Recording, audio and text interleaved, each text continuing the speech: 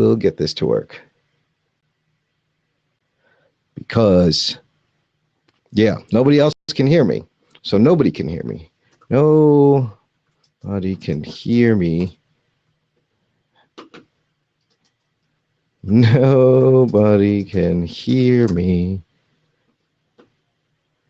Oh. Wait, Azrael 13 can hear me, but the Jock can't hear me? What's up with that? The Jock's computer needs a setting switch.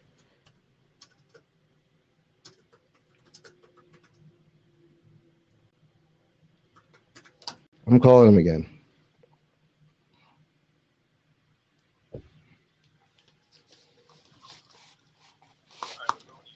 So, okay, everyone can hear me but you. Yeah, hello?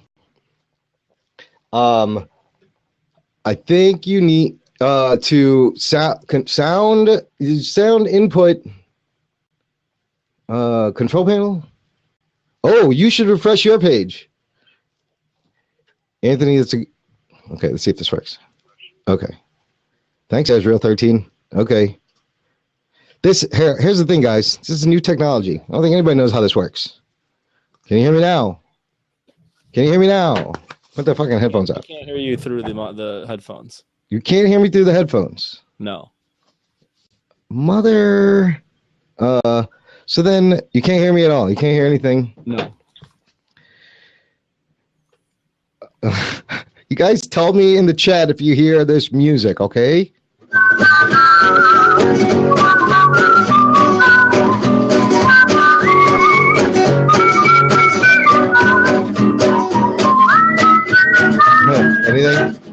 Anything? So you still can't hear me through. Go. Is this app for podcasting?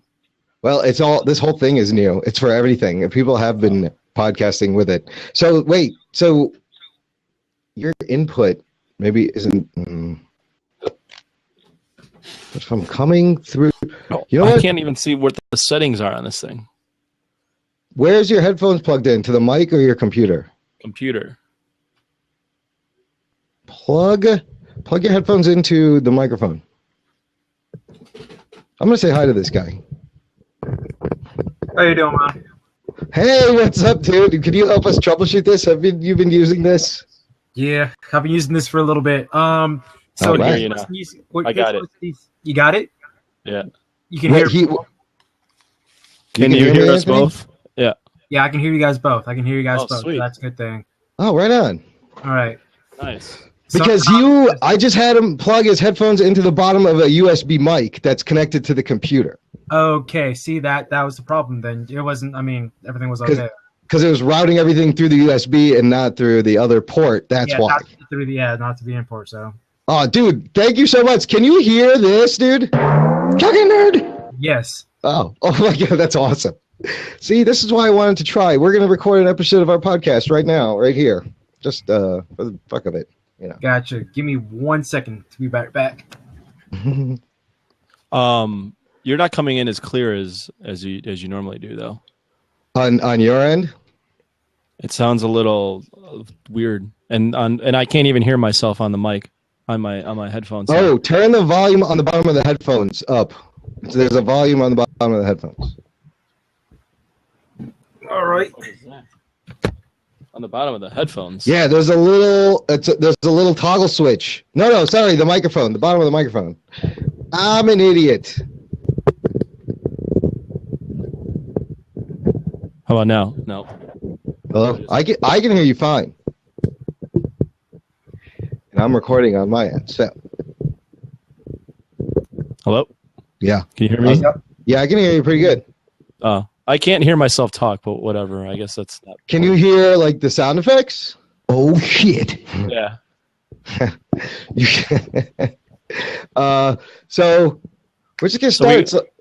So is this Celestia guy just gonna hang out? Yeah, that's kind of the whole point of this thing. That's cool. No, I don't care. Yeah, pretty much. Yeah. So is his audio, is that gonna come into the? Oh yeah, it's all coming into one. Do you want to do this? We'll try it. I'll try it. It's a brand new day. Hold on. Okay, so fuck it. Hold on, let me get my notes.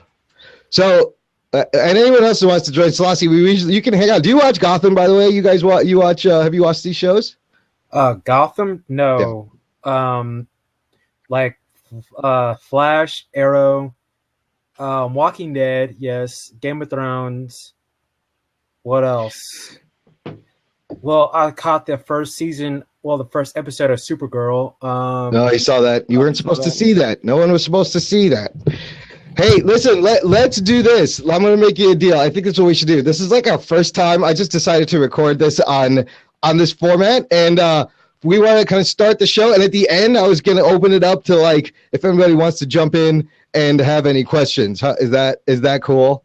Yeah, that's cool. Because this is totally like we don't do this, and I kind of threw my buddy into this, and he's like, "What the fuck is this?" But I just wanted to see what was going to happen. But stick around, let us know the show, and we're going to open it up at the end, and then everyone can come in and we can talk to people. It'll be lots of fun. Okay, that sounds cool. All right, man. Thank you, and thanks for the troubleshooting. Also, by the way, yeah, no problem. It's very. Where are you at, by the way? I'm in Dallas. Where are you? Dallas, nice. Texas. Oh, he's near. My buddy Jose lives in Houston. We are in. Awesome. We're not that in, close. No, not at all.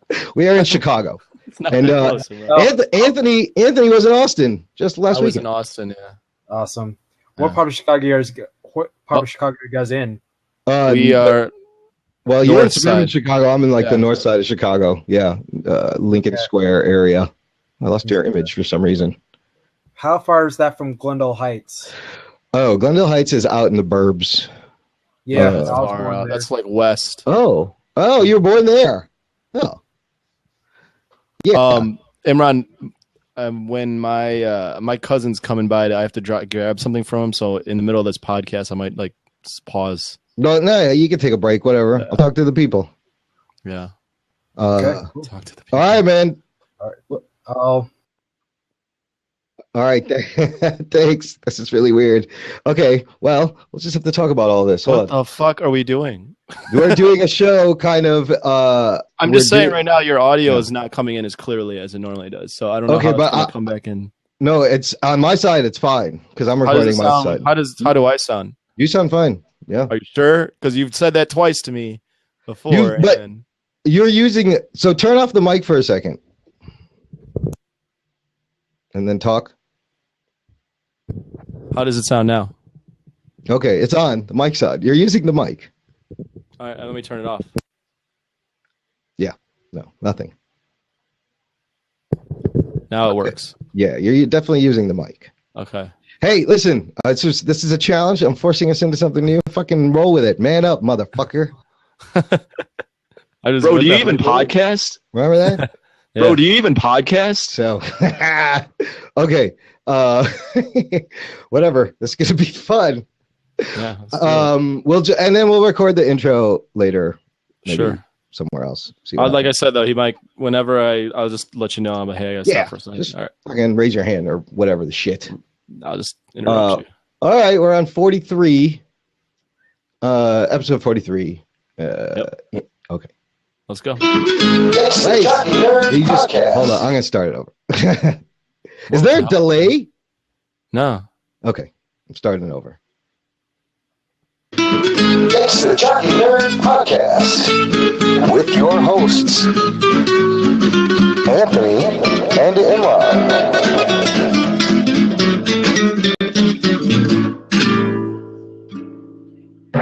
Jockey Nerd! Hey, everyone. It's the Jockey Nerd Podcast. Thanks for joining us once again. My name is Imran. My name's Anthony. He's the Jock.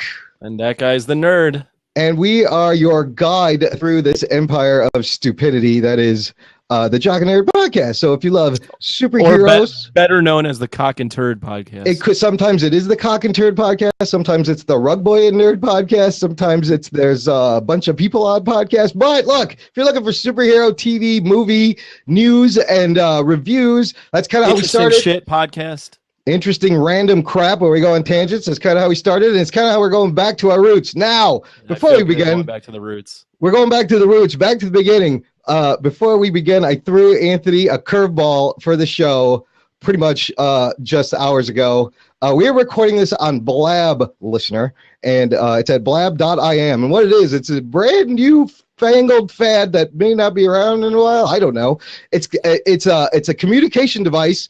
Anthony, I really threw you in. Why don't you describe what you're looking at right now?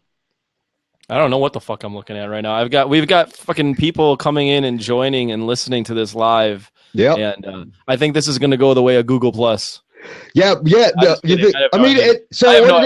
What it is, it's a combination of like Periscope and Google Hangouts with a chat, and it's kind of live out in the public, and people can join, and we can choose to have people join or they can or not to. But for the guys on Blab right now listening live, stick around to the end of the show. We're going to open it up for a little, Blab geek session and ask you guys what you thought.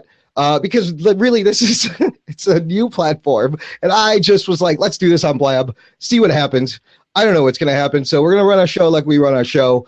I appreciate the heads up, meaning you didn't give me any heads up. No heads up. I was like, click this link, let's go, motherfucker.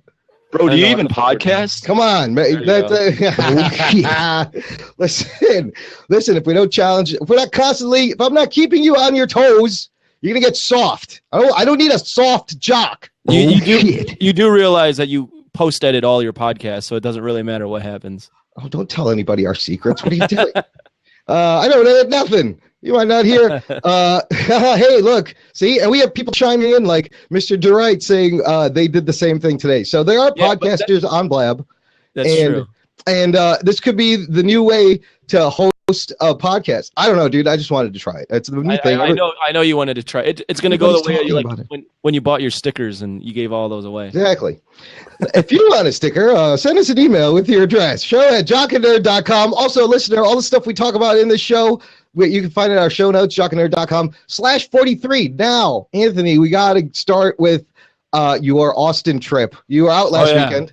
You were out last weekend. For the listener or the new people that are fucking watching this shit, episode 42, so weird. It was Imran and his weird fucking friend that lives in a basement. They did a show with Spider-Man. Yeah, that guy. Yeah. They did a show where they were talking about growing up Spider-Man that no one gives a fuck about. Listen, that show, nobody gives a shit, but I got to talk about the toys that I had growing up and stupid Spider-Man nerd shit. Yeah, it's pretty nichey. If you like Spidey I'm giving you a hard time. It's like this is Spider Timber on ap2hyc.com. That's correct. All month long. We've been doing a lot of goddamn Spider-Man talk. But the reason I wasn't on that show is because I was in a bachelor party in Austin, Texas. So. Okay, now there's more to the story. Let me know your accommodations and your roommates. What was that like?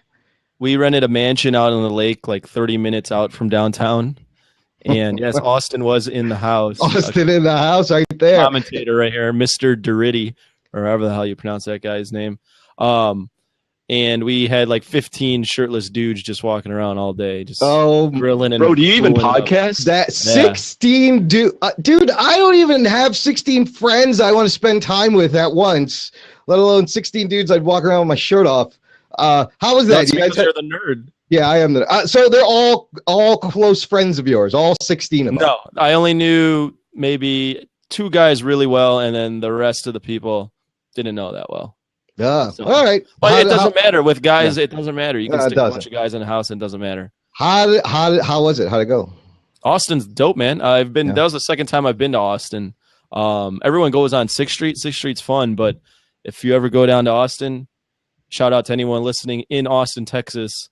Rainy Street is where it's at. Rainy Street. Now let me ask you this: were you out in the daylight at any point during this trip? Yeah, I was out. We did a river excursion where we floated down the river like 3 hours and drank on rafts and shit. Of course, drink. Yeah, good. Drunken River. That sounds like fun. You would like Rainy Street, dude. Rainy Street is all these old houses that have been post-converted into bars. So it's at Mr. Do Right. That's how you say his name. Sorry, go ahead. Oh, Do Right. Yeah, right. Sure.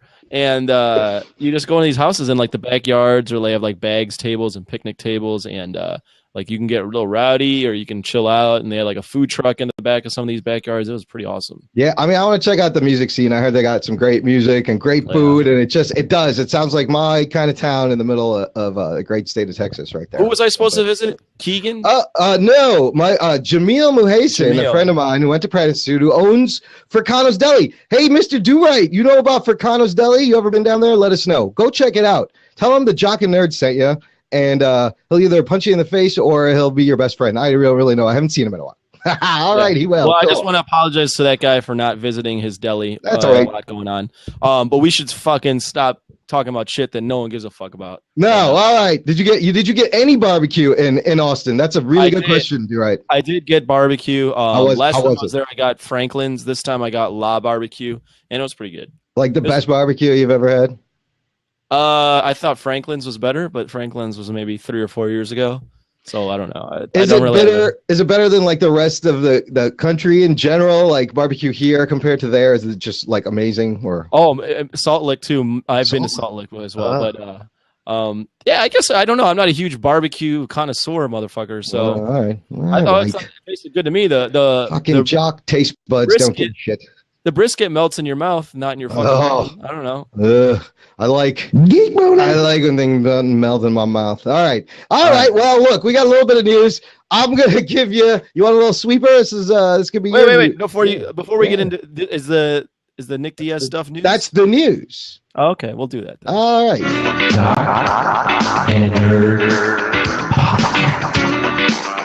We're gonna keep the show moving because we got a lot to talk about, and for the news, this was an interesting story from the jocks actually contributing some content here, people. Oh, shit. Right? That's what I said. Yeah, this has really nothing to do with comics, but we did do an episode way back, I forget what fucking number, where I previewed a UFC show, UFC 189. It was very educational. Figured this would be relevant to you, Imran. I'm not implying anything, but this fighter, you might know him by the name of Nick Diaz. He's pretty big name within the UFC. He got suspended for 5 years for being caught smoking pot or having marijuana metabolites in his system. That's complete bullshit. 5 years, which is basically 5 years. That's his career, dude. That's his career. His career's over.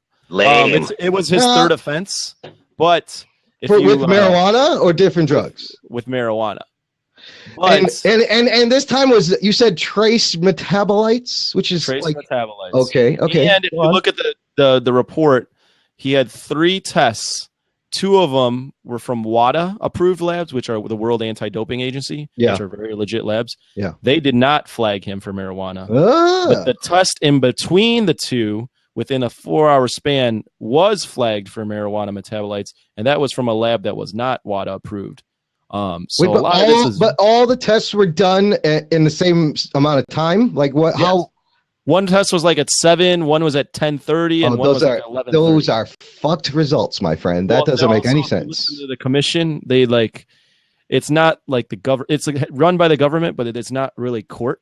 The way these so they had a hearing with the commissioners, and they basically were out to get him. They hate Nick Diaz. It's a little bit of payola, a little bit of the guys just exercising the control. Nick Diaz is very anti-authority, very anti-government. So I think they had a personal agenda against him, and they held it against him that he didn't want to testify even. Dude, there's so many things at play here. First of all, they need a fucking union for the fighters. They definitely do. There's no way they can prevent these guys from walking all over them and ruining their careers without a fucking union. What's crazy too is, so that fight was against Anderson Silva, which we watched at work, remember? Yeah. So Anderson Silva tested positive for steroids in that fight. And why isn't he suspended for 5 years? So his defense was they like him, don't they? He got a sex pill from Thailand in a blue vial. What? He used that as his defense. Wasn't that on an episode of Agents of S.H.I.E.L.D.? It's fucking weird. It was like kangaroo. It was like the weirdest fucking commission hearing ever. He just claimed that he got a sex pill or a revitalizer from Thailand from a friend. Rhino horn contaminated with steroids, and so he's just a better bullshitter, and he got out of it. He only got a year. So he got a year suspension for taking an illegal steroid, which in the game of fighting is a lot more fucking destructive than being high. Yes. This is what I understand why they consider marijuana a performance enhancing drug. There's nothing enhancing about it physically. You may be able to focus a little bit better, but that's it. Like caffeine, it's not. Caffeine is way more worse for your system, and steroids, and you can hurt people. It's not that it's the performance enhancing part. People got it like. Oh, that's not why. It's not why it's banned. It's just banned because they don't want you high as fuck during a fight, which is probably pretty reasonable. You shouldn't be high as fuck. But they should only ban things if they think it gives you an unfair advantage over the other fighter. This actually, I would argue. Yes. Would you want someone drunk as fuck during a fight? Well, they can't drink either, can they? That's kind of the same thing. Or they can't smoke a ton of coke. All right, but if you or do a lot of coke. The problem is the trace metabolites, like because you could have smoked the joint a month ago, and you have trace metabolites. And that's the problem. And he's from California, and he has a medicinal marijuana card. So like, there's a ton of factors. It's legal, but that's not legal for them. He can smoke it legally. In his free time, he just can't do it in the lead up to a fight. But they didn't even prove in that commission hearing that he was even guilty of being high. Like that, 2 out of the 3 tests showed that he was fine. Yeah, that's one test that showed that he was fucked up was not in a WADA accredited lab, so they were really out to get his. Damn, he got railroaded. Oh yeah, he's appealing it for sure. And but why do they not like him? Why do they do this to him? Well, it's his 3rd offense.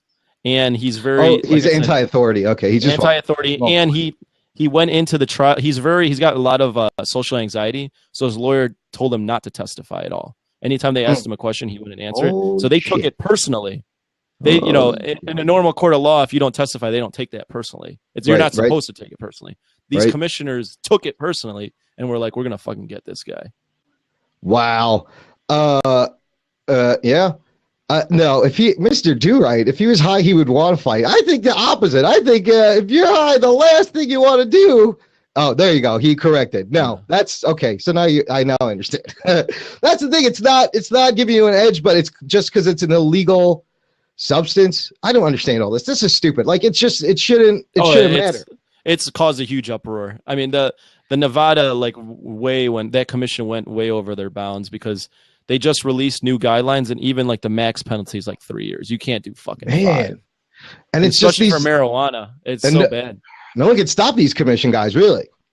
No, yeah, it's such a terrible bureaucracy, and hopefully he'll be able to get that overturned in an actual court of law and not instead of a commission, because they basically ruined his life. Yeah, dude, that's the guy's career. That's his career. Yeah. Meanwhile, he was even quoted as saying that like. He doesn't have a girlfriend or a child specifically because he doesn't want to. He wanted to focus his career on fighting. Listen, nothing wrong with smoking trees, my friend. Meanwhile, I heard over at the NBA they don't even have a fucking clause about that at all. Like it's not a big deal. They don't fucking so. It doesn't make sense. Well, I don't know if you'd want to be high during a fight. That's the only thing. I can agree with you. You probably shouldn't smoke a joint before you're out there getting out in the cage. I mean, Joe Rogan talks a lot about doing martial arts, sparring that way, and how it makes him focus, so it locks him in or something. I don't know. I don't know. I mean, weed does different things for different people. Though. Yeah. Well, you should at least try it. Try it once. Try fighting high. See what happens. I would pay to watch. Hey, if it was like a stoner match, that's what they should do. Just separate off into stoner matches. Yes. Because I would pay to watch 2 stoners fucking pound each other or barely like scratch each other. Really, is probably what would happen. Yeah. We're on Blab and Mr. Do-Right. Dude, Do-Right has a good point. What does he say? A football player can knock out his wife in an elevator and is out for a year. This guy smokes weed and he's out 5 years dumb. And amen. That's exactly it. That's exactly the point. Yeah. Well, I knew this would incite a reaction out of you, so that's why. Yeah, good stuff. Hopefully they figure that out. They need a players union. They can fucking tighten the shit up a little bit, it would just help them all. But I think there's just so much I don't know how you create a union or what's stopping it. It takes a lot of work. It takes a lot. All right. Well, thanks for bringing the jock side of things to the Jock and Nerd podcast. Yeah.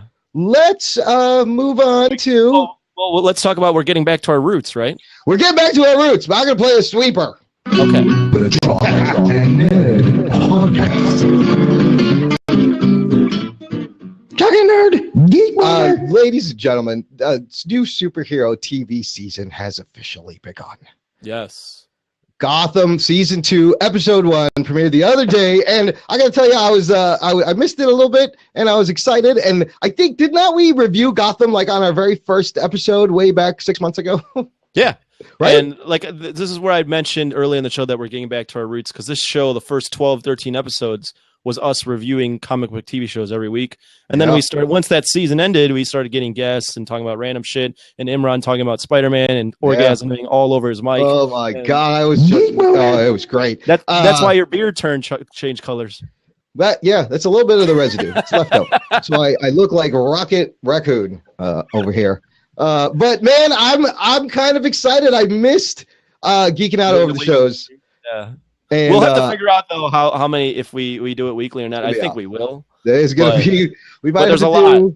There's a lot, and if we end up not liking a show, we're probably gonna have to be like, fuck reviewing the show. I mean, here's the thing: we created a good problem for ourselves, and it's literally because we have so many show ideas, and there's so many TV shows to review that we can we can do 2 shows a week easily. You know, and so I don't know. So the first show. Gotham. The only show we're gonna it was the only show. It's the only first comic book TV show. Well, the first comic book TV show to premiere. Yeah. What? There's another one? Well, Walking Dead is kind of.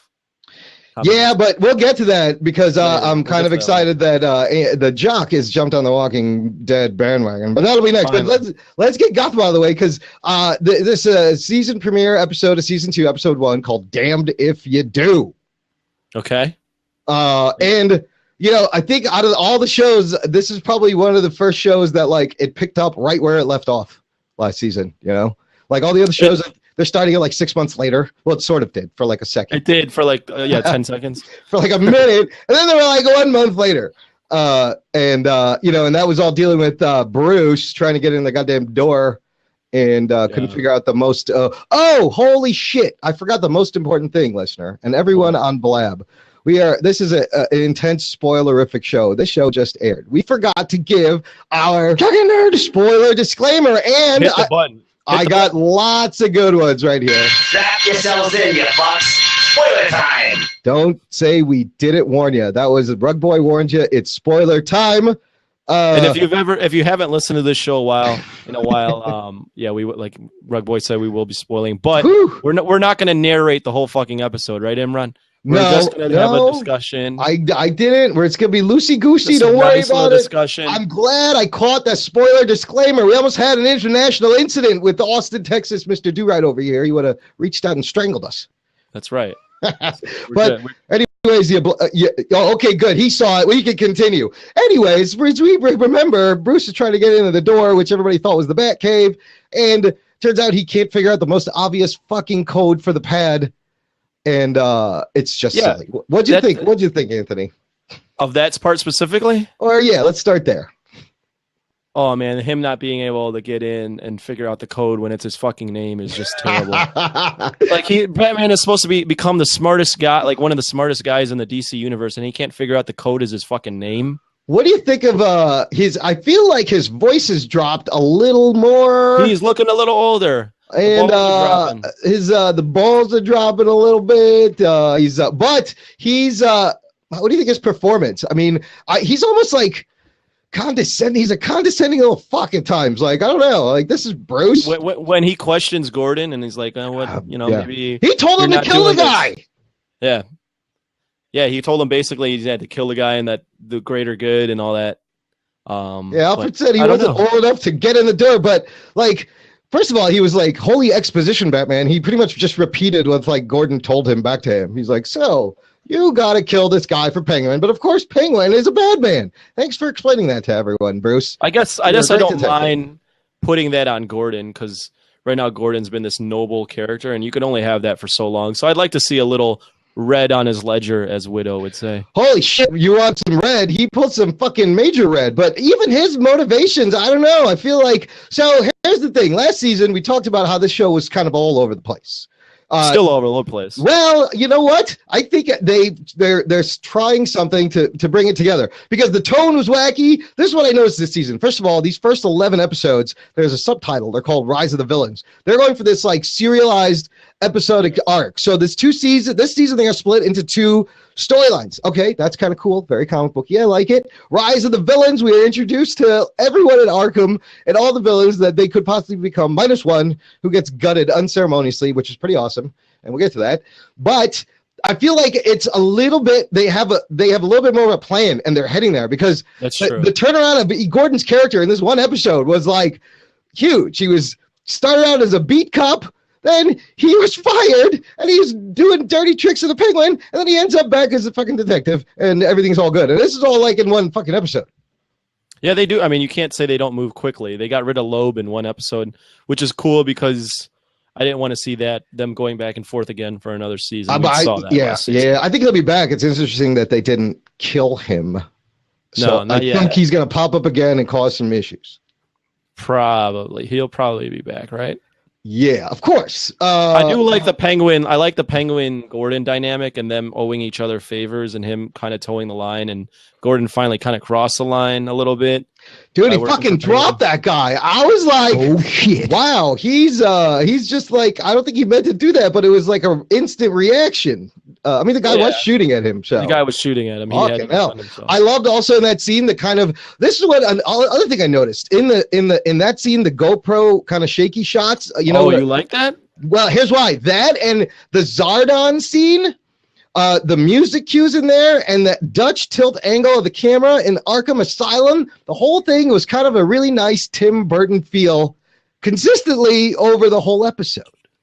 I like the Zardon stuff. I gotta disagree. I hated the fucking GoPro study where he's showing the shaky. It was 2 or 3. It was 2 or 3 shots, and that was it. And it actually it was like jarring and unnecessary for me. You think so? I don't know. I thought it was completely pointless. It was. I mean, they used it for 3 shots. Right, and at the end of the day, what did it do? Maybe it was for that exact jarring effect. I mean, it's a jarring shot, and you're like, I don't know why. What they were trying. I don't know. Jarring, like, why are they using? Honestly, this? I don't know what they were trying to fucking say with that. No, but right? I just cool shot. I was like, cool shot. But the Zardon is not a character from the comic books. But like Zardon made me laugh a few times. He was great though. But that was a really long-winded fucking way. Couldn't there have been an easier way to break those people out? It was extremely contrived. Like how the fuck convoluted? What's that guy's name? Theo Galvin. Galvin is. How the fuck is he going to know that they're going to release Zardon in Arkham at that exact time? Very contrived, very convenient timing, and like nobody's checking for like biohazard. No, it was just like knockout gas that released. I thought it was going to give them powers. I was excited. I was like, maybe they're all going to get powers. Right. It's like fucking Terrigen mist or some shit. Remember when he was in county jail or whatever, he like breathed out that stuff there too. Yeah, he burped it out. And it was funny. But yeah, a long convoluted way to get those motherfuckers. So Theo Galvin, this guy though, I kind of like the guy playing this. This guy can play a very charismatic like villain and charming at the same time. And you couldn't, and his sister, Tabitha Badass, who fucking gutted Tigress from the comics. He will be Tigress from the comic books, which is actually in the line of like Young Justice, Artemis, and the other Tigress. Like it's all part of the same kind of superhero lineage, I guess. Yeah. Did she kill Richard Sionis? Richard Sionis, who's the Black Mask. He was the Black Mask, yeah. And what the fuck? Dude, they don't give a fuck. They're like, you're in or you're not in. And I was like, holy shit, that blood was a little too red, but it was always cartoony. But she just fucking gutted him right there. No, but I'm saying, what the fuck? Like, what the hell? That's a cool character. That was a cool character. Black Mask. Now, but somebody else can just fucking pick up the Black Mask. I've come to realize with Gotham that they don't give a fuck about what the continuity is. No. Which is a good thing, I guess. But here's what some things I didn't like. Selena is fucking hanging out with the Penguin for some reason, and then he does that too much on the nose fucking joke. It's like having a cat around. No, yeah, we get it. She's gonna be Catwoman. Terrible. Enough with that. But I love Penguin. I love his performance as always, dude. I kind of like how Penguin's good. He was fucking executing people over here, getting people to do shit for him over here, cleaning house. No, he was good. And his dynamic with Gordon is for me probably the best thing on the show. And this Gordon like badass move, like he pulled a fucking it's like a Jason Statham fucking move at the guy's place initially when he had the gun on him. He just takes out like 4 dudes. I didn't know he could do all that. I had mentioned the red on his ledger, and I read this off Screen Rant, and I kind of agree. Yeah. Is the problem with last season's episode or season of Gotham was that everyone was just waiting for 10 years from now when Bruce Wayne becomes Batman. Yeah. Gordon wasn't interesting enough yet. Yeah. But now they've put red on his ledger, and he's not just Batman light.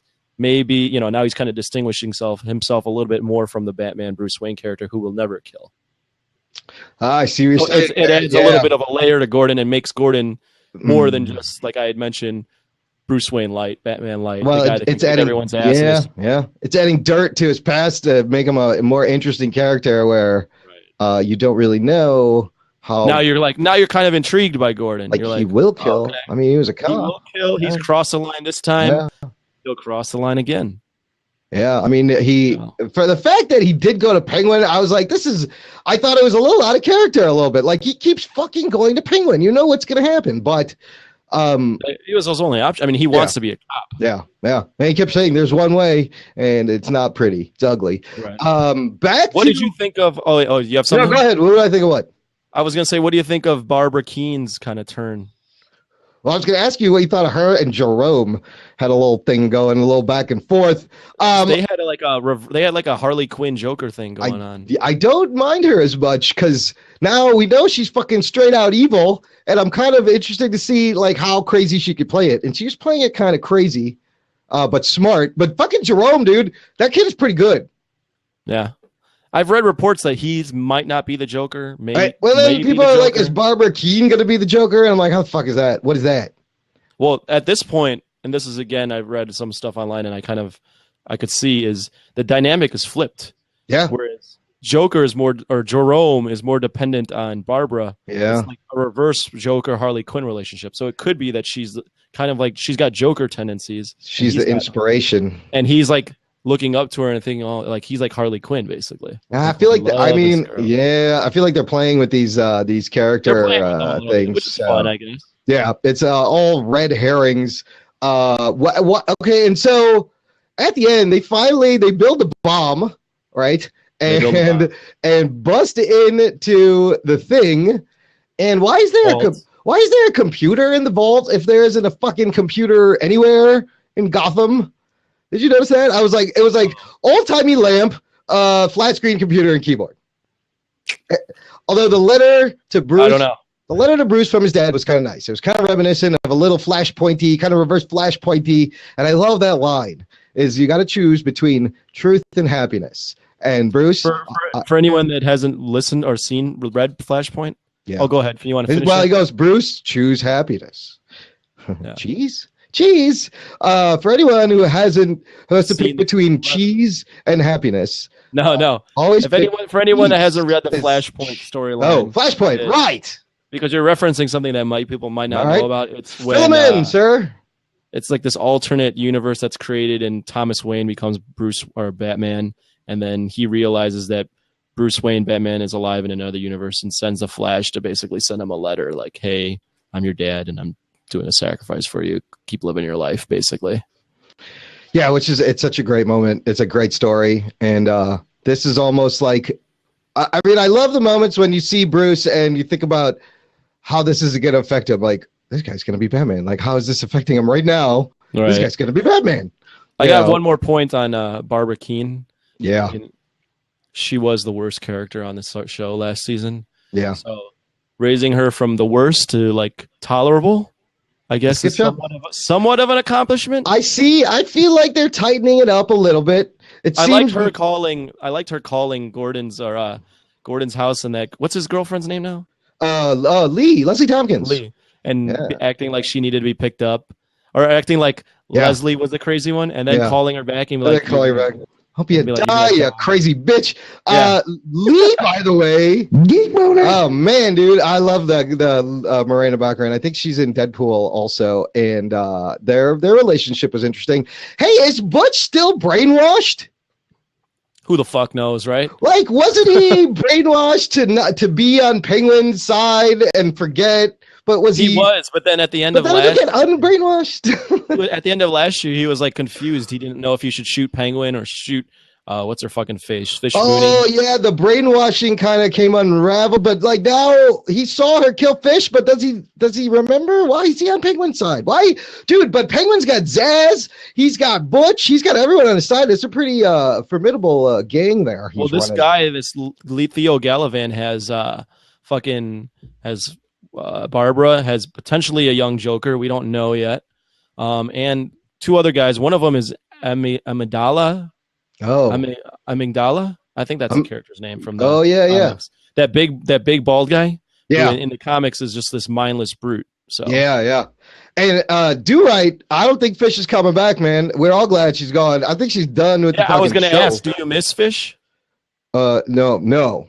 I mean, her craziness was crazy, but like that's enough. It's enough. Like, what else are you gonna do with that? Just fucking get rid of her. She's not a real character anyway. She was crazy for the sake of crazy. Yeah, nobody misses Fish, and she ain't coming back. Here's my point, where the show's kind of all over the place. This show, and even last year, they always felt the need to touch on everything.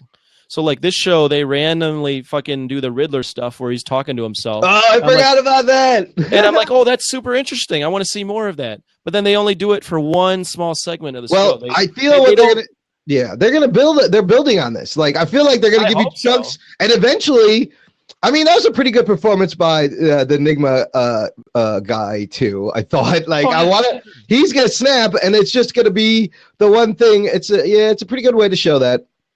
I'm sorry, I'm yawning. You fucking bored already, you motherfucker? No. Do you even podcast? I guess overall, I know, long day. Jocks had a long day. Overall, slightly improved. I give it like a. Oh, thanks for all the hand claps there, people. I love this thing. I had slightly improved. I give it like a B-, C+-ish kind of thing. I don't know. Yeah, I go. I mean, okay, based on the fact that it took me, it's an hour 40. What's a 40-minute episode? 45. Yeah, I DVR'd it. Yeah. It took me 2 hours to watch it because I kept pausing and like doing other things. So it didn't hold my attention. Oh, I see. You're like, wait, what are they saying again? So based off of that, I'm gonna go. There's gonna be a lot of setup, and I'm really curious to see all these villains. Like, finally, show all those guys. Just turn them all into villains. Let them loose. Fucking let's do this, right? Now, before we finish about this, the most important bit of this whole thing we didn't mention is that Gotham will finally be getting Bill Finger a credit along with Bob Kane in the creation of Batman. Also, you're very into that. Yes. No, this is very important because we did a show earlier. We talked about how Bill Finger did a lot of the work, created a lot of the characters, pretty much changed the whole costume. And there's a great book called Bill the Boy Wonder by Mark Tyler Nobleman that it's like a graphic novel, animated children's book, explains this whole story. Bill Finger really invented everything, pretty much. But Bob Kane was sneaky and worked into his contract that he gets sole credit for everything from here on till infinity. Now, DC is fixing that with Fox and Batman versus Superman, Dawn of Justice. Bill Finger will be getting a credit later in the season. It wasn't on this show. It'll be later in the season and in the movie next year. Now, if only Netflix and Marvel can get their shit together and put Wally Wood's name. Yes. Yes, you add Wally Wood's name with Stan Lee and Bill Everett to Netflix's Daredevil because he go back again. Go listen to our episode. I forgot what episode it was, but it was the 50th anniversary. Just go to jockandnerd.com and we interview comics historian J. David Spurlock, and he explains why Daredevil red costume is entirely Wally Wood's creation, and he deserves some credit. So there, good. It started. This is one. I didn't think this would happen. So that's a lot of good stuff. Creative rights. One last thought on Gotham. Jerome is actually pretty cool though. That actor. Yeah, dude, Jerome's doing. Or playing Joker in quotes. We don't know yet. Jerome is fantastic. Absolutely. I agree. I like the villain stuff, like bringing in this crew of villains to maybe run amok around the city. It's a little more focused. Yeah, it's at least like villain of the week. So. Yeah, at least they're looking at like the 11 episodes as like a story arc. So that gives them more room to be crazy instead of just kind of writing it, making it up as they were going along. Maybe a little bit early on. You don't know. By the way, I'm looking at our website now. Episode 38 is the J. David Spurlock. Episode 38 will educate you on Wallywood's contributions to Daredevil and his red costume and all the other stuff. Wallywood did that. He deserves credit and should be on that show. Should be given credit. All right. So this next show, I'm very excited. We're going to discuss the first 4 episodes of Fear the Walking Dead, the awesome AMC spin-off show. From Walking Dead. And the reason why I'm excited, listener and people on Blab, is because Anthony did not watch this and we never talked about this. And I've read all the comic books. I still read the comic books today. I've seen The Walking Dead. And I've started watching the show for which there is no comic book reference. So I think it's really interesting for you. And you started to catch up to The Walking Dead, but I think it's interesting to see from your perspective, having not been introduced to that world, to see what you think of the show on its own. Like, to me, that's fascinating. Well, I'll tell you why we're doing this and why I got into Fear the Walking Dead. Decided randomly, maybe a week or so ago, you know what? I'm going to pick up a TV show because I don't really watch that many TV shows. I mean, even though we review these every week, I don't watch as many as I should. I know there's a lot of good content out there. So it was either Breaking Bad or Walking Dead. I'd seen self-improvement. Good for you. Yeah. I'd seen the first, well, this is actually time suck me and I'm going to sit on my couch and not improve at all. It's geek self-improvement. Good for you. Right. Yes. Breaking Bad or Walking Dead. I'd already seen the first episode of Walking Dead a while back. I was like, you know what? I'll just do Walking Dead. So I watched the first season of Walking Dead, and it was only 6 episodes. I watched it in like a day. Oh, so you've watched the whole first season. Great. Okay. Yeah. Okay, yeah, good. And then it was either start season 2 or do Fear the Walking Dead and catch up so that I can watch it weekly. And I talked to Imran, and I also talked to Chris Sotelo, who was on this show a few That is another great episode. That is episode 39. That's a great episode. And you guys both said that the shows don't really intersect all that much. So I was like, all right, start Fear the Walking Dead. And there's only been 4 episodes released since this past weekend, and I'm caught up. Well, and so here's the thing, like, so you watched the first season, and it's interesting. Fear the Walking Dead is interesting because if you've watched any of it, you know something that the cast members and the characters in the show do not. You know what's going to happen. It's very frustrating as a viewer to be like, just shoot him in the head. What are you doing? No, why are you fucking hitting him in the body? But you're like, wait a minute, this is the first time, which is why I'm digging this show. It's a slower show than Walking Dead. Mm-hmm. It's definitely a different color palette overall than The Walking Dead. This show has a lot of oranges and greens, very warm colors, the good contrasty oranges and greens, similar to the palette they used in Daredevil. But there's not a lot of zombies so far. Not yet. Maybe a couple. And those zombie moments, though, have been awesome. They have been delicious. Mr. Durite wants to get in. Well, Durite, listen, wait till the end of the show. I told you. We can talk about all this at the end of the show. We're going to open it up, but I appreciate your enthusiasm. You get one of these. Talking nerd. Yes. So I love the slow burn because this last episode, again. Well, I don't know how slow it is. Well, this last episode called Not Fade Away. This is the first one was really kind of slowish. This last one, somehow they were able to build tension several times in the show and nothing fucking happened. I was on the edge of my seat. Like, when the daughter went next door again, I was like, oh, this is going to be the stupid daughter story. Why is the girl being stupid? And she just found the drawing that she drew Susan, her neighbor, who had just turned, and sat down and started crying. I was literally like, that was a really tense scene for me. I was like, okay, something's going to happen. Having watched Walking Dead, you're used to something, and nothing happened. And that carried again when Madison, Madison is one of my favorite characters of the whole thing so far. The mom. Which one? Oh, you like? See, I don't like Madison. I like Madison because she knows what's fucking down, dude. The dad is, so far, he's a little naive. Anyways, yes, Madison escaped. Travis is fucking naive as fuck. They're not going to the hospital, motherfucker. Yeah. Get with the program. Yeah, Travis is naive as fuck. The best character on this show is fucking what's his name? The son? Salazar. No. Oh, you Daniel like Daniel Salazar. Yeah, the guy that shoots the head of the zombie. In that scene alone, I don't know, it was episode 2 or 3. Yeah. That scene alone makes him the best fucking character on the show. He knows what's up. He's fucking smart. He doesn't trust the fucking government. He's ahead of the game. He already knows. Madison is on his side. You know who else knew what the fuck was up? Fucking that kid Jacob. And from the very beginning. Jacob knew the little chubby kid who she took his knife. Oh, the pimply kid. I was like, that kid knows what's down, by the way. Like, this is the weird thing. You're right. It's frustrating watching them. It's cool. It's cool watching this happen. I actually love the scenes of anarchy and how everything's breaking down. Like, I love that shit. But it's frustrating watching them knowing what's going to happen. But the moments, the first time where the son is like, he can't even say it. He goes, she was eating him. Like, barely whispered. And that's the first time. And they're calling him infected. Like, there's no talk of zombies. There's a little bit talk of the dead are coming back, but they still are not sure. They think it's a sickness. They still think the people have their soul in there. I wanted to interject really quick when you said it was a slow burn. I feel like the show's going really quick. Okay. It's already, LA is already in fucking military rule right now. Yeah. LA is already, like, half the city is fucking dead.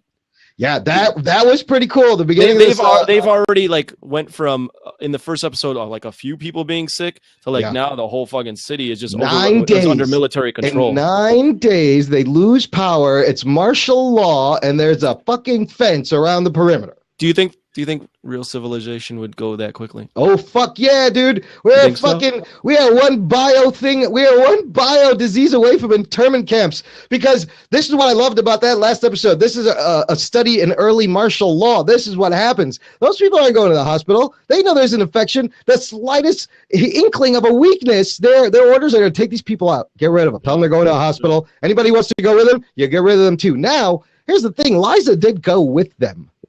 His ex-wife, so maybe they're not killing them. And Nick, the son, who kind of reminds me of James Franco and Johnny Depp, like smushed together. Bit. You get that?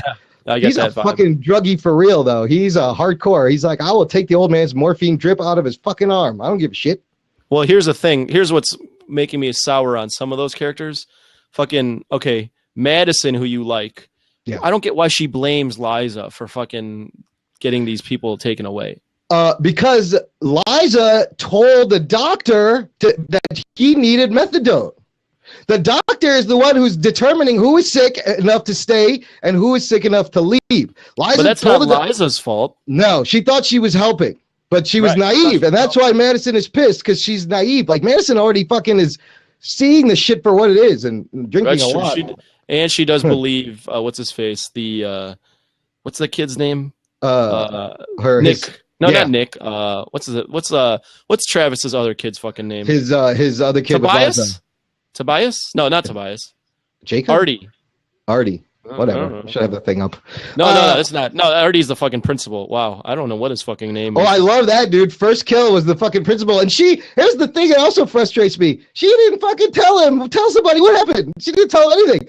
Yeah, just forget to mention that I bashed the guy's head in with the fucking fire extinguisher. Christopher, yes.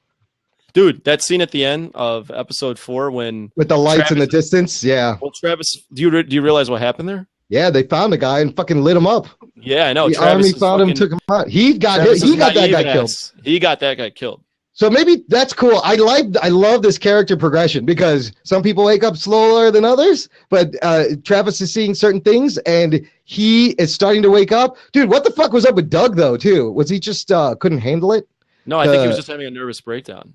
And so they just took him out too. They're like, all right, we'll take him out. He wanted to get out. I have a question for you, because I'm obviously not as familiar with the comics and the show. So I thought I was under the assumption that the only way you got infected was you were bitten.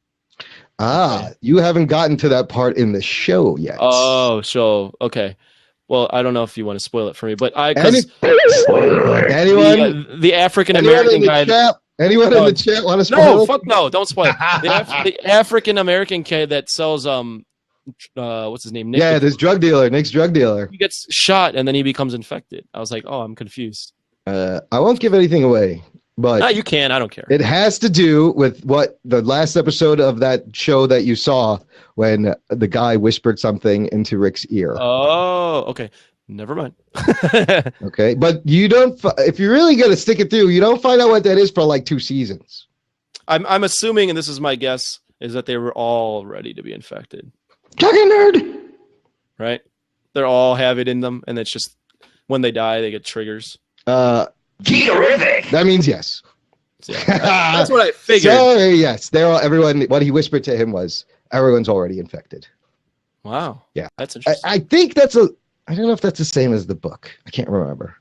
I love the old Chinese lady like standing at the gate, just like that was rough though, because like I see these are the parts I love where she's standing there and then with that scene with the sister, you realize like she's like this lady took care of me. Like I can't leave her like this. This is inhumane. Like we were good friends. Oh, here's the other thing. In episode 3, when everybody was looting everything and they finally escaped from the store and they were turning over trucks and burning down buildings, right? Yeah. How come nobody touched their fucking white pickup truck? Just coincidentally, that was weird. Yeah, well, it was ready. It was gassed up. The keys were in it. They were ready to go. Nobody fucking touched the truck. That was. They were turning over cop cars with cops in it. Yep, and it drove right out. The crowd just happened to part, and they just fucking let these guys through. They're in a white truck. I don't know. Keep looting over here. No, the looting's over there. I will say that. I mean, the show is pretty good. I'll give it some credit. It's good, and I'm going to keep watching. It's not like me on the edge of my seat. Maybe I'm just not a huge zombie guy. But the reason why I like this show is because it's not really a zombie show. It did look like OJ's truck. Mr. Do-Right's got a good point. But no, it's not really a zombie. I mean, it has zombies in it, but it's focused on people and how they would react under high stress situations. And that's the beauty of both of the shows is it's not about the zombies. Be more like that too. It's going to be more It's more about the evil of humanity, right? Yes, it's what you do to survive. Look, here's a great metaphor. If you think about Nick under the bed with a morphine drip, he's kind of like the monster under the bed already. I don't know if that's foreshadowing anything for his character, but I hated that he was doing that. By the way. Oh my God, he was so fucking scummy. Like not even that, but like character evolution. I thought he was gonna wise up and be like, man, like drugs aren't important anymore at this stage. You know what? But they did a lot of switcheroos like that. Like Ophelia too. I was like, oh, she hooked up with that fucking army guy really quick. That's not good. But there was a reason. Yes, Mr. Do-Right is right. I think Nick does suck. He does suck. No, he's definitely, I mean, and the mom is she's a little bit enabling with the fucking, like her motive, like first she's like, get off the drugs. And then she's like, Nick, you forgot to take your drugs. Why aren't you taking your drugs? And he's like, I thought you wanted me to weed him off. And she's I like that she beats his ass fine. Like that's a real reaction. That was great. She's for no reason just beat the shit out of him. Like, because you know what? He's a fucking idiot. Yeah.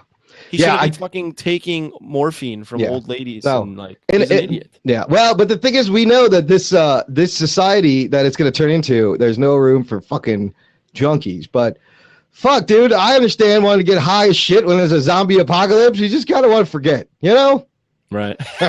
I will say one of the cooler parts was when Madison escapes and she's finally coming around to what's going on, and she realizes that a lot of the dead bodies were people that weren't infected. Yeah, that's a cool revelation. Because they were showing, they had, first of all, I was like, grab the fucking gun. What are you doing? There's a gun there. Just take it. No one will know you have a gun. And there was a gun, and she didn't take the gun. But she's like, this is not, no, she's a little bit ahead of the curve. She's seeing what this is for Salazar. Real. Fucking. Salazar knows. Madison's Salazar down. He knows. Christopher kind of is getting what's down. Chris is a little wise too. Slowly, the girl is still kind of completely in the dark, I think. Who, Ophelia? No, the sister, Nick's sister. Yeah, you know why she's in the dark? Because no one's fucking telling her what's going on. That's one of the worst things you can do. I hate that. Yeah, it's always like a horror trope or a TV show trope. Yeah, where there's conflict is they don't fucking talk to one another. This is what Arrow does all the time. Yeah, when the first thing you say when you come back, be like, "Hey, did you see that dead guy that just got up down the street? This could be zombies." Like, wouldn't that be the first thing you say? Or you just say like Madison comes home and just tells her daughter, "Hey, the fucking principal, I just had to bash his head in because he tried to eat me." Yeah, that was awesome. These guys are fucked up. Yeah, but to not tell her anything. Yeah, well, here's the thing. Yes, would anyone believe you? Yes. Okay, good Mr. point. Brings up a point. But if this fucking happened, you have to at least make your fucking daughter aware that these people are fucking sick as shit and they're eating people. Yeah, I mean, it was almost a strange scene when they were having a children's party in that one episode in the bounce house, and you're like, what are you doing? Why are you having? The thing is, we know so much that they don't know. Scene when the neighbor goes over to that bounce house. That was great. And like detects the family. I'm like, oh my God. And the dog between Madison and Rick Grimes. Yeah. Grimes would have fucking went out there. Yeah. Would have helped. Even though like Rick Grimes wakes up in the first season, not knowing what the fuck's going on, and he still helps. He still helps because he's a policeman. I don't like Madison's character. She doesn't fucking help. She doesn't, but she's not noble. She's not a cop though. She wasn't. He was a cop. That's his calling. But the fucking dog scene was so. I don't like it when dogs get eaten. Personally, dog was fucking. That was very disturbing. That whole fucking scene. So, yeah. But how Mr. Durite says this show helps you understand Shane, kind of where he was coming from, because they are going through the same thing he was going through in terms of getting used to it. That's like a point. Durite's awesome. Good job. I like this, Mr. Durite. Yeah, we're gonna have him on. It's in the post-show opening to people. Let's have him on at the after-show rant. Yeah. Absolutely. Hang in there, Durite. All right, that's it's a good show. I think we'll throw it in. What do you think? I mean, I'll throw it into like overall. I love it. I'm gonna watch it. It's Walking Dead. There's only 2 more episodes, so you might as well just finish it out. It's only 6 I like it too. I don't think it's not nobody. It's way better than Gotham. I think it's pretty quality. And it's making me excited to watch the rest of the seasons of Walking Dead. No, it's just as good as the original show in a different way, in a different just a different pacing, a different story kind of thing. There's some things that I don't know. I like it. I think I brought this up earlier. I like the study of how people act, how people are acting, how real humans act under intense pressure situations of survival. Yeah, that's why I like interesting. That's why I love the Illuminati stuff in New Avengers that Hickman wrote in the comics, because that's the same kind of situation. Life or death. How do you act? What do you do? Definitely Emmy worthy, as Mr. Durite has commented. I hopefully they get, because there's a lot of good performances. The art direction is great. That it's shot really well. It looks great. And being that there's only 2 episodes left, I don't know if how fast is this going to happen? Is this going to move in the 2 episodes? It got ordered for 2 seasons. Oh. So the second season. Oh, so this is mid-season 6.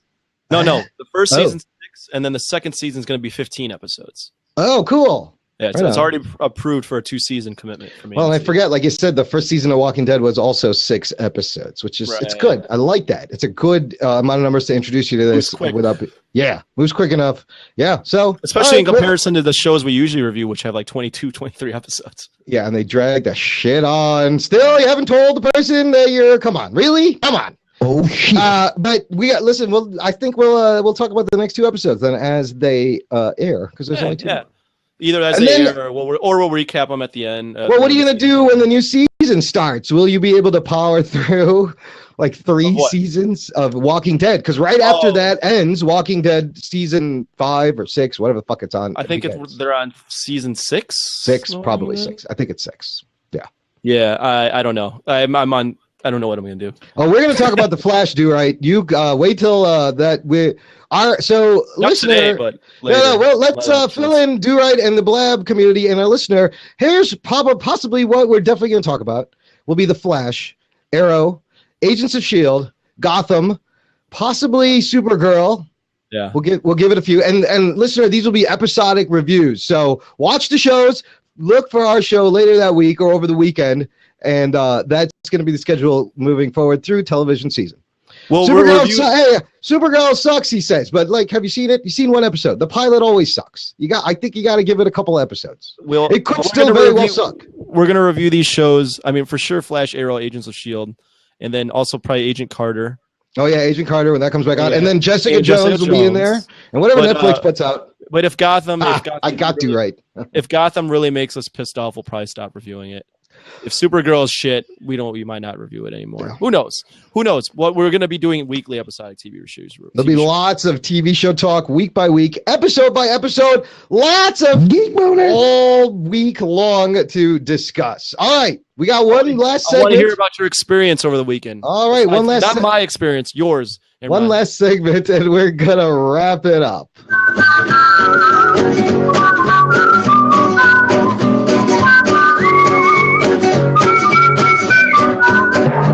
Nerd. So, listener, while the Jock was in Austin last weekend, I recorded that show. Yeehaw! That's all they got. I recorded the show with the Rug Boy, and it's to the stunt show Marvel Universe Live. Oh, shit. And the plan was, Anthony, you were going to go with me. Yes, I was. Anthony, you have a fan. Mr. Durite, read what he just read. Oh, sorry. The Jock rocks. Yes, he does. The Jock is awesome, man. Well done, sir. So, Marvel Universe live action stunt show. If anybody, for those of you who don't know what this is, and I didn't know either going in, I managed to score some tickets. I had no idea really what to expect, but I knew it was going to be something. I was like, I'm just going to check this out. It is a stunt show in the vein of, if you have been to Universal Studios, and you might have been to like the Indiana Jones show where they reenact Temple of Doom and Raiders of the Lost Ark. It was like that, but really well done. This is a 2-hour live show with 25 characters, dudes in suits, and an original storyline. I read what the storyline was on Wikipedia, but for the ones that won't watch this, which is probably most of our listeners, what is the storyline? Here is what it is about. It starts out with Thor smashing the cosmic cube into 3 pieces, spreading it around the world because it's too powerful for it to be in one place for one person to have, right?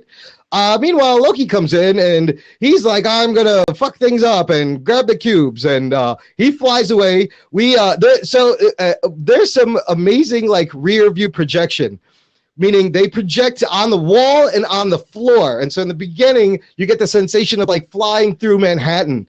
And you fly up to the Avengers Tower. And then you go in the tower, in an elevator, and come down.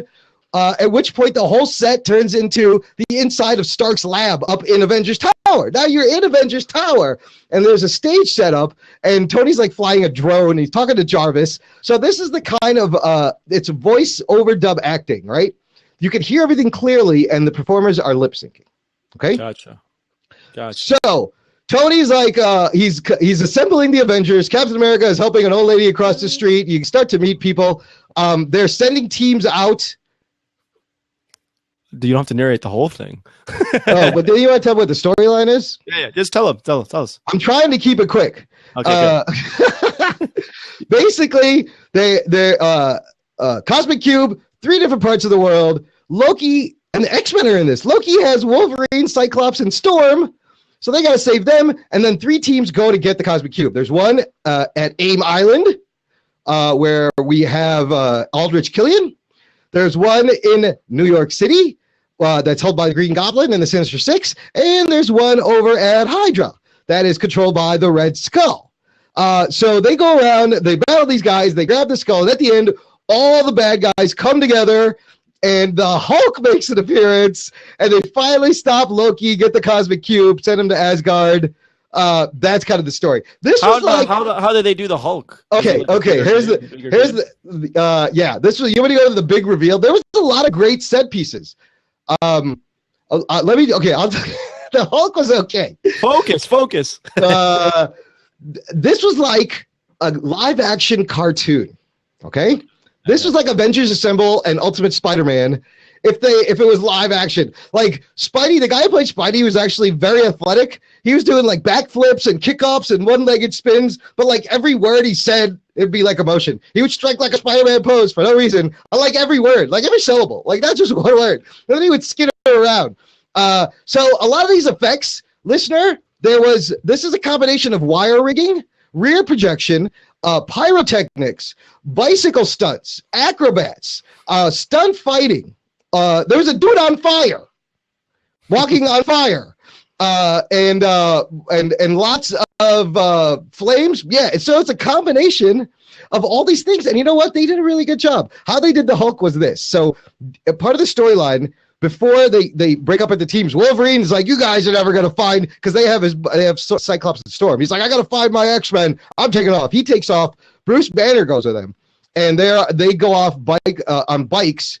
And so their storyline is interjected. They do bike stunts once. They're climbing up a wall. They're trying to get to the top of the mountain to get to Loki's fortress, and they're avoiding avalanches.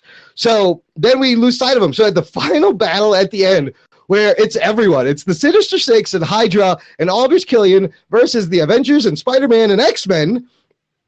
Bruce Banner goes into this, he kind of falls into this box in the middle. And how do I even describe this? I have some pictures I will post in the show notes at jockandnerd.com/43.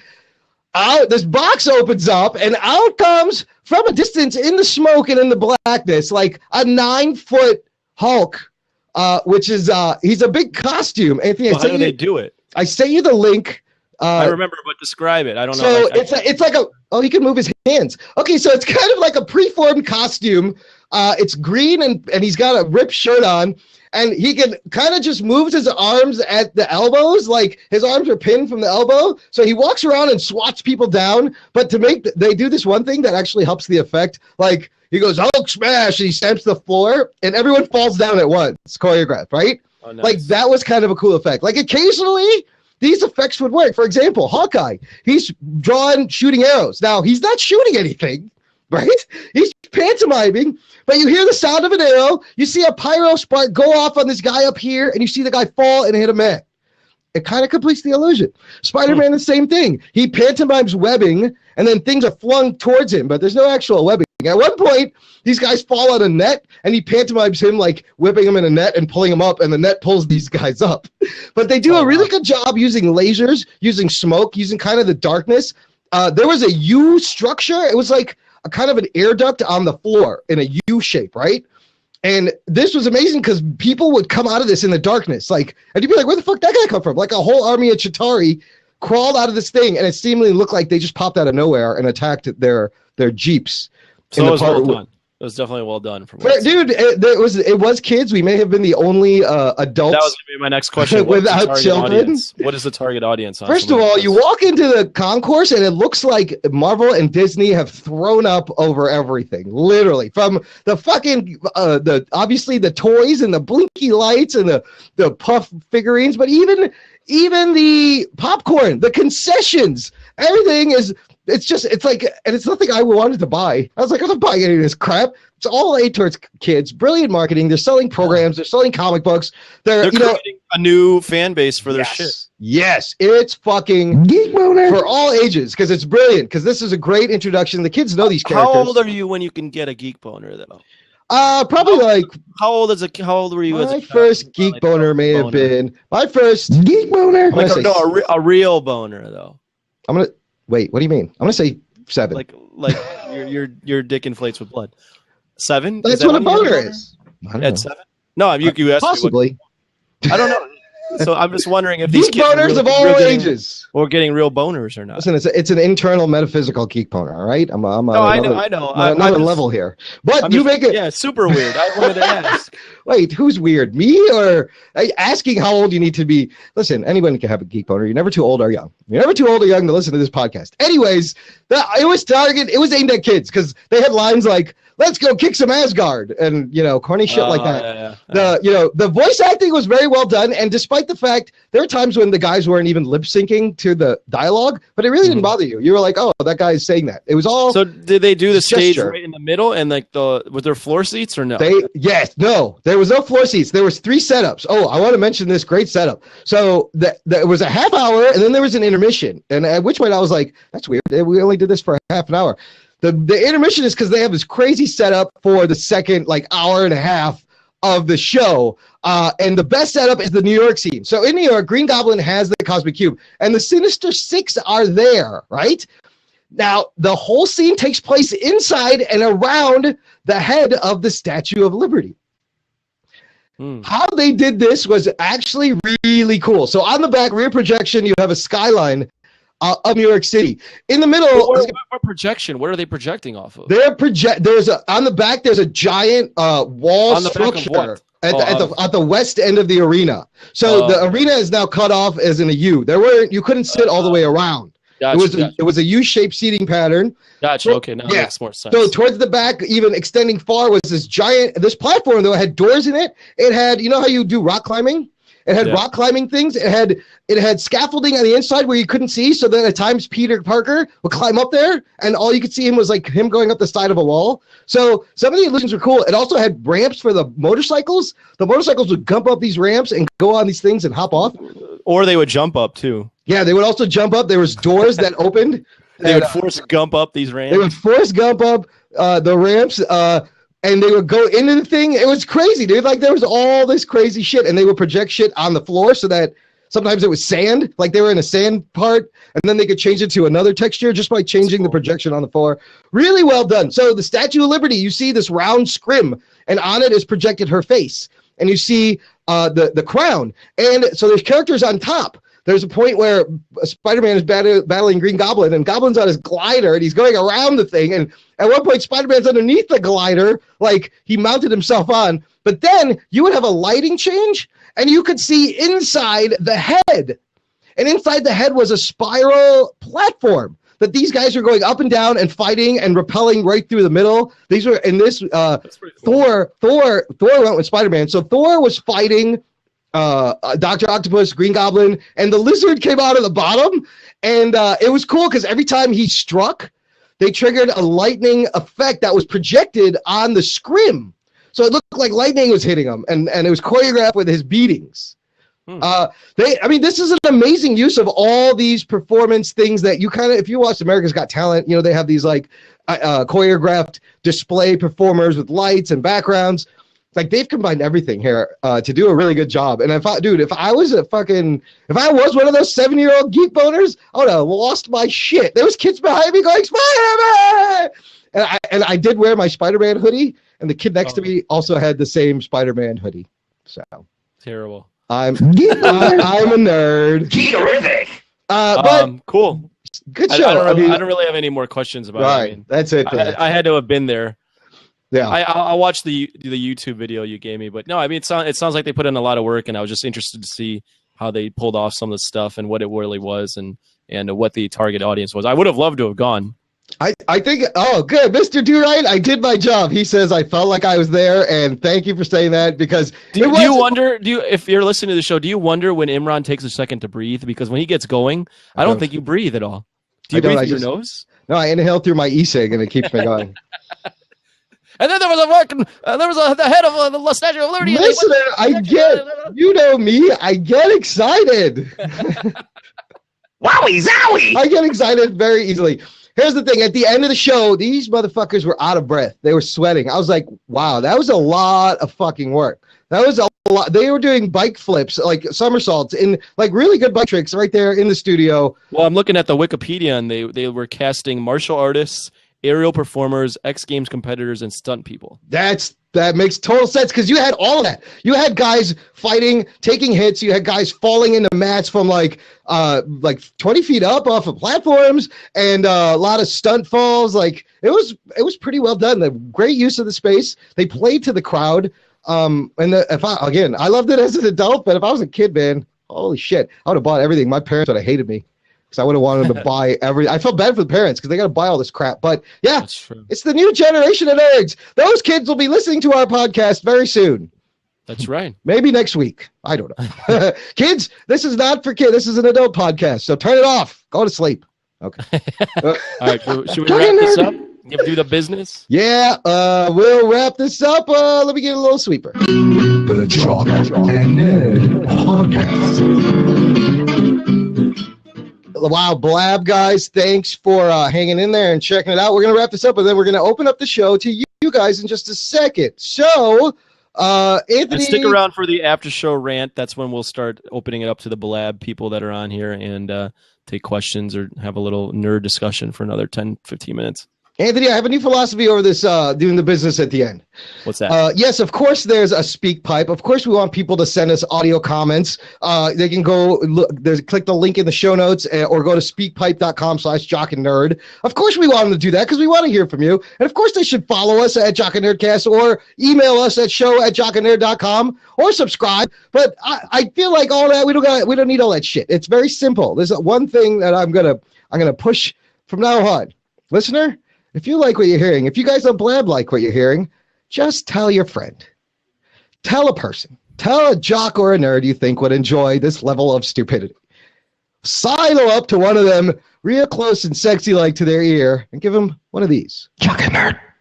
I think they'll be very confused and slightly scared. And now you have their attention. And then you can tell about the show. Listen, we know podcasts is hard to get into. A lot of people don't know what they are or how to get them. All you got to do is go to jockandnerd.com, press the play button right there. That's it. It's that simple. That's 1, 2, 3. That's it. Well, it would be even simpler if you just subscribed on iTunes or Stitcher. See, now there's multiple steps and all this shit. Subscribe. Does it cost money, Anthony? What am I subscribing to? No, but here's why people should do that, because it fucking helps our show. That's right, and it's free, and the show will come right to your It'll never pocket. be charged. Yeah, It'll always be free. Shows will be forever. So we appreciate you guys hanging out. And we know, last thing I wanted to mention, we know we put out a lot of shows lately, like a lot of content, like maybe too much content, maybe overwhelming to some of our regular listeners. And yes, I understand this, but hey, look, we're learning. We understand. We appreciate you spending time with us. Every second you spend with us is appreciated. We don't want to waste any of it. No. So Anthony, I know, look, it's been a lot of stuff, but I feel like we need to do more to get better, to get more people. So here's the philosophy. You don't have to listen to every fucking show. Exactly. Fucking look at the title, look at what the description is and what the show is about. If you like that fucking show, click on the button. If you don't like that show, skip the next show and go to the next show that you like. You don't have to listen to every goddamn show. We want you to listen to every goddamn. We want you to listen to every goddamn show because they're all fucking fantastic. But if you don't understand the subject matter we're talking about, just go to something else. But we're interesting motherfuckers, and we usually have interesting people on. So it's very good advice, Anthony, because I guarantee you cherry pick the shit out of the show. Go ahead, you gotta come back for more. You're gonna. It's like drugs. You gotta come back for more. You get some more. A little more Jock and Nerd love over on our side. See, we got some love right there. Thank you, Brado, very much. So we're also on Clamor, but whatever. But this has been our first return to movie reviews, and we're gonna wrap it up. But we're gonna keep going. TV show reviews. I don't know what the fuck I'm saying. This is our return to TV show reviews and our first time on. Remember, show notes, jockandnerd.com/43. Blabbers, hang out. We're going to keep going, but we're wrapping this up right now. My name is Imran. My name's Anthony. He's the Jock. And he's the Nerd. And we'll hear you next time.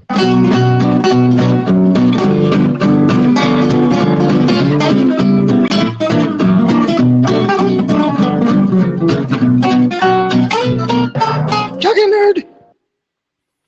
All right. So, everyone's listening to the Nerdist again, right? I think everyone's this time they're going everyone's listening to Joe Rogan now. All right. Mr. Do-Right finally gets his I want to be your do-right. That's the first thing I thought of. Dude, I mean, it's a completely nerd. That's exactly where that came from. Oh, really? That's a great song. So for anyone that's not familiar with Blab, you can basically have people just join the show, and Mr. Do-Right's decided to interject in the conversation. This is the beauty of Blab because I loved it. We were doing the show, and you were helping us out. I might be addicted to doing podcasts this way because it's a great way to just get instant feedback, Do-Right. And thanks for all that. Hey, we did ours earlier today, and the exact same thing happened, and I enjoyed it. We usually do ours on Google+. Right. We tried it out here, and, man, it went great. Do-Right, what's your show, man? Let the listener know. This is all going into the podcast. Well, it's my friend's show. I'm there trying to make him look better. All right, what's his show? It's called Chatterbox. Oh, all right. Okay. What's it about? We talk about YouTube creator stuff and miscellaneous shit. You know how it is. Yeah, miscellaneous shit's the best shit. Yeah, that's the only shit, really. Yeah, it's all that is the shit. But, man, y'all caught me. First, y'all caught me with the title because Gotham, Fear the Walking Dead. That's my shit. Oh, right on. There's not enough talk about the Fear of the Walking Dead. It seems like everybody's butthurt because it's not the same thing as the regular Walking Dead. I think this is better. What the fuck were they expecting, though? There already is a Walking Dead. You can't do the same thing again. This is brilliant. I love seeing it from the other side, from the beginning. Love seeing people like figure out like that scene where they're on their phone and they're watching the guy get shot and go down and then stand up again. And like these are kids in high school watching this on the phone. I'd have been like, oh, what the fuck is this? We got to get out of town. Like this shit is crazy. You know, I agree totally 110%. I love that concept. And I love the fact that we can watch society break down because we can sit up here and talk about this stuff. But if zombie apocalypse happened tomorrow, the exact same thing is going to happen. The first thing is going to happen. People are not going to believe it. Look at that Ebola thing that happened last year. Yep. You know, you got people that scared of shit, people that don't give a shit. And then when it goes down, everybody going to look crazy. You know, the best scene out of all of those episodes was that cop at the convenience store putting water in his trunk. Yes. Oh yeah. I love that. I love that. I totally forgot about the cop. He knew what was up. They all know what's fucking up, dude. And but they don't all know what's up. No, the people in charge. I'm saying them as in the man. Yeah. The fucking man knows what's up. And you are right. That is exactly how it will go down. First of all, we'd have misinformation. They would call it something else. They would tell us not to panic, while secretly figuring out how to just start martial law and blame it on whatever. But wow, that's even more interesting about the show, because this is what fucking happened. Like, Anthony, didn't you ask me? You were like, would this happen? I'm like, fuck yeah, dude, we are a stone's throw away from internment camps already. If you think about what's going on with like Islamophobia and a fucking kid getting arrested for building a goddamn clock. Come on. Yeah. And two other points I want to throw at y'all real quick to see if y'all like it. So, all right, let's go. The first point is something I heard on the internet battling, that family dynamic is basically society. So the mother is mostly the authorities, the ones in charge, and she's trying to hold back information to try to protect everybody. Oh. And she's dealing with, because she doesn't kill the most, well, not killed the most zombies, but she actually killed the zombie in the family. Mm-hmm. And she was about to kill the old lady, the Chinese lady. With the hammer, Yeah, she was about to do it. So that's society trying to deal with the problem. The boyfriend is the rest of society that's clueless about what's going on and in denial. He's fucking jogging. He's jogging and like nothing's going on. I was like, what the fuck is this jogging shit? You're absolutely right. And then the daughter is like the most of society that's just clueless about everything that's going on and waiting for the authorities to tell us what's happening. And then that druggy ass kid, that motherfucker right there. Wait, what does he represent? He represents the shitty people in the world who's really trying to get over. I mean, really, truthfully, he's using this as an opportunity to get over on people. Right? Even in the fucking zombie apocalypse, you got to get your fix, motherfucker. Really? When he was, that's a very good analogy. I love that. He is definitely the guy that like is still looking out for number one and still just a selfish ass motherfucker. Yeah. And if you look at The Walking Dead, there's a lot of motherfuckers like that, just looking out for number one. This motherfucker laying under the goddamn hospital bed with the fucking IV in his arm. I wanted to punch his ass through the TV. That's fucking low. Hey, but that's why I don't like his character, though. That's why I was like, man, I wish his character would be like. I don't think he's supposed to like it. I don't think he's supposed to like the guy. And said he's like digressing a little bit. I don't think you're supposed to like the guy. I don't think that was. I think this is the intent. Now that I think about it, because now look, he's been taken, and that guy he was dripping the morphine from, he's been taken too. Like that guy's dead probably already. But are they killing? Are they killing? He was whipping from a woman. Was that drip from the? It was a woman. No, it was. Was it a guy? It was Hector. It was the old man who. You're right. There was next door. Remember? But are they killing them? Because now we have two main characters that have gone off with the military. I think they are killing them, but that little Nick dude will get his ass out of there. I don't give a damn what you can put him in a spike room and it's closed like on Star Wars, and that punk ass motherfucker get out. He's out of there. He's a slimy motherfucker, that's for sure. I like Mr. Do-Right. I like Do-Right. Do-Right, where you at? I'm in Austin, Texas, baby. Oh shit, that's right. Anthony was just there. We're in Chicago. I was just there. I wish you would have came through. Shit, I wish I met you sooner. We should have blabbed. We should have fucking been blabbing. What do you think of this blab? You think it's gonna stick around? You think it's a fad? I think it's gonna be around, especially if we take it over. You know. Like this podcasters. This is great, you guys, and everyone's still joining us on Blab. Thank you so much. You're right. So is this your first time listening to the show? Yeah, I was looking for something to. I mean, I don't want to just be on here with my stuff and not support other people. Right, so I was looking for a live broadcast, and I came across y'all. I saw the title. I said, "Shit, Fear the Walking Dead." Let me click on this, and then y'all was talking my talk. So I'm like, let's go ahead and take a listen. And you know, you was talking about Austin, and you drew me in. Then y'all start talking about Gotham, and drew me in some more. Oh shit! I think we got a new subscriber. I think that's fantastic. Listen, what do you think of? Do we look like our picture from the logo, and do we look like a jock and a nerd? Yeah, you definitely look like a jock, and the pictures in the background helps a lot. 23, man, you can't go wrong with 23 right there. Because I mean, like it's for someone that has never seen us before. What do we look like? You look like two white guys with some headphones on, sitting in front of microphones. That's about it. Yeah, y'all look normal to me. There we go. The funny thing is, Mr. Do-Right, so the nerd over here, Imran, is what, Pakistani? 100% Pakistani, my friend. All right, that's cool. And I'm Filipino and Polish. All right, well, ain't nothing wrong. I'm black and black. I'm African and American. Yeah, there you go, half and half. We only got half a white guy amongst us. This is great. This is diversity. That's what I'm saying. All three of us put together make one white guy.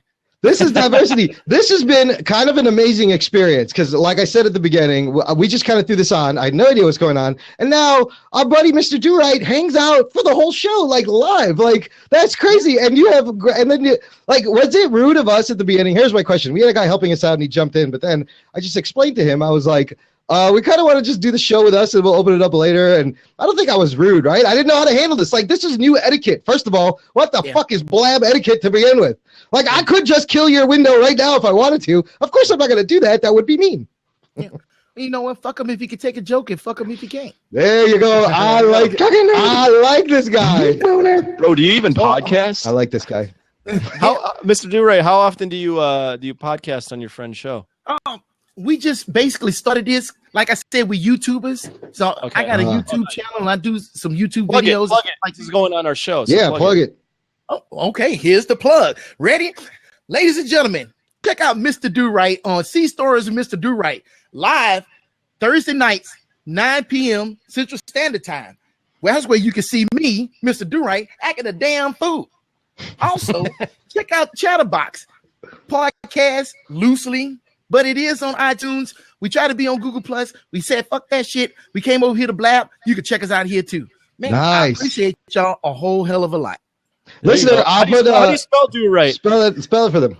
It's spelled D-U-R-I-T-E. In this game, don't mess with me. Coming out the BMT, I will make it successfully. There you go. Oh shit, that's awesome.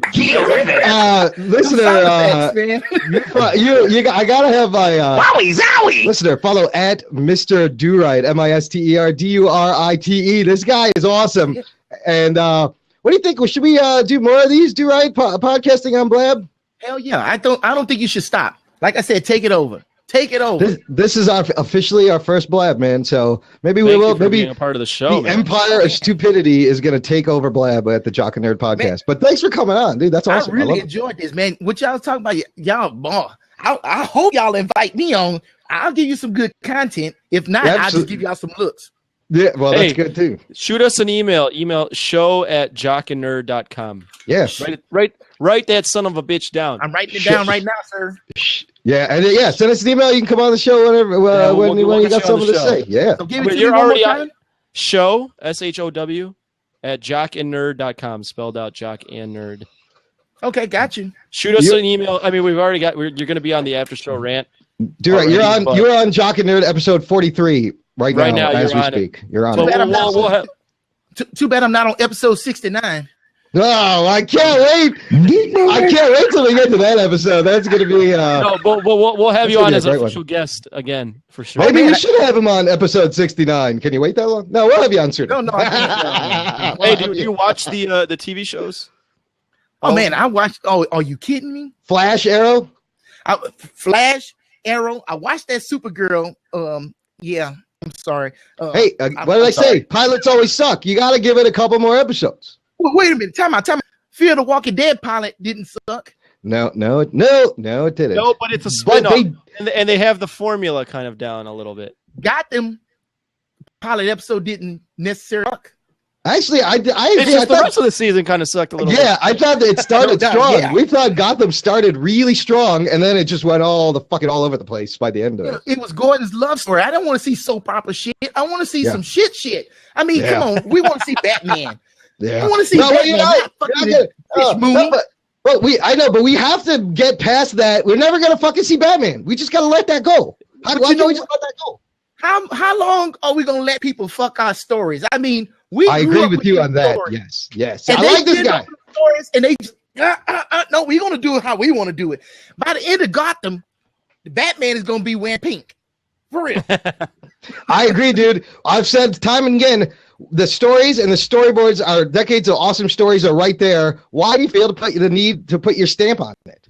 Why do you got to change it? Just do it. It's worked for years. Just fucking adapt it. It's an adaptation. Yeah, Batman Begins was perfect. They put their own little twist on it without changing it up complete. That's all you need to do. You don't need to sit up here and rewrite the whole damn shit. Pretty soon, fucking is going to be Batman. Yeah, they're changing a lot. Oh, see, I see what you did there. Gordon knows Batman right now. Selassie, thanks. Look, Selassie's back. Thanks for coming back, bro. No problem, son. Where are you at again? You're in Houston. You were in Houston. He's in Austin. Right? Selassie. No, I'm in Dallas. Oh, you're in Dallas. And he's in, wow, that Texas. Awesome. In the This is house. great. Yeah. But Nice. yeah, I don't know. What do you think about Zack Snyder and Superman, Batman versus Superman? Oh, I like the preview. I definitely like the previews, but I'm still kind of weary because it's not Christopher Nolan who's doing it. Yeah. Does anybody like Zack Snyder movies? I can't find a single fucking person.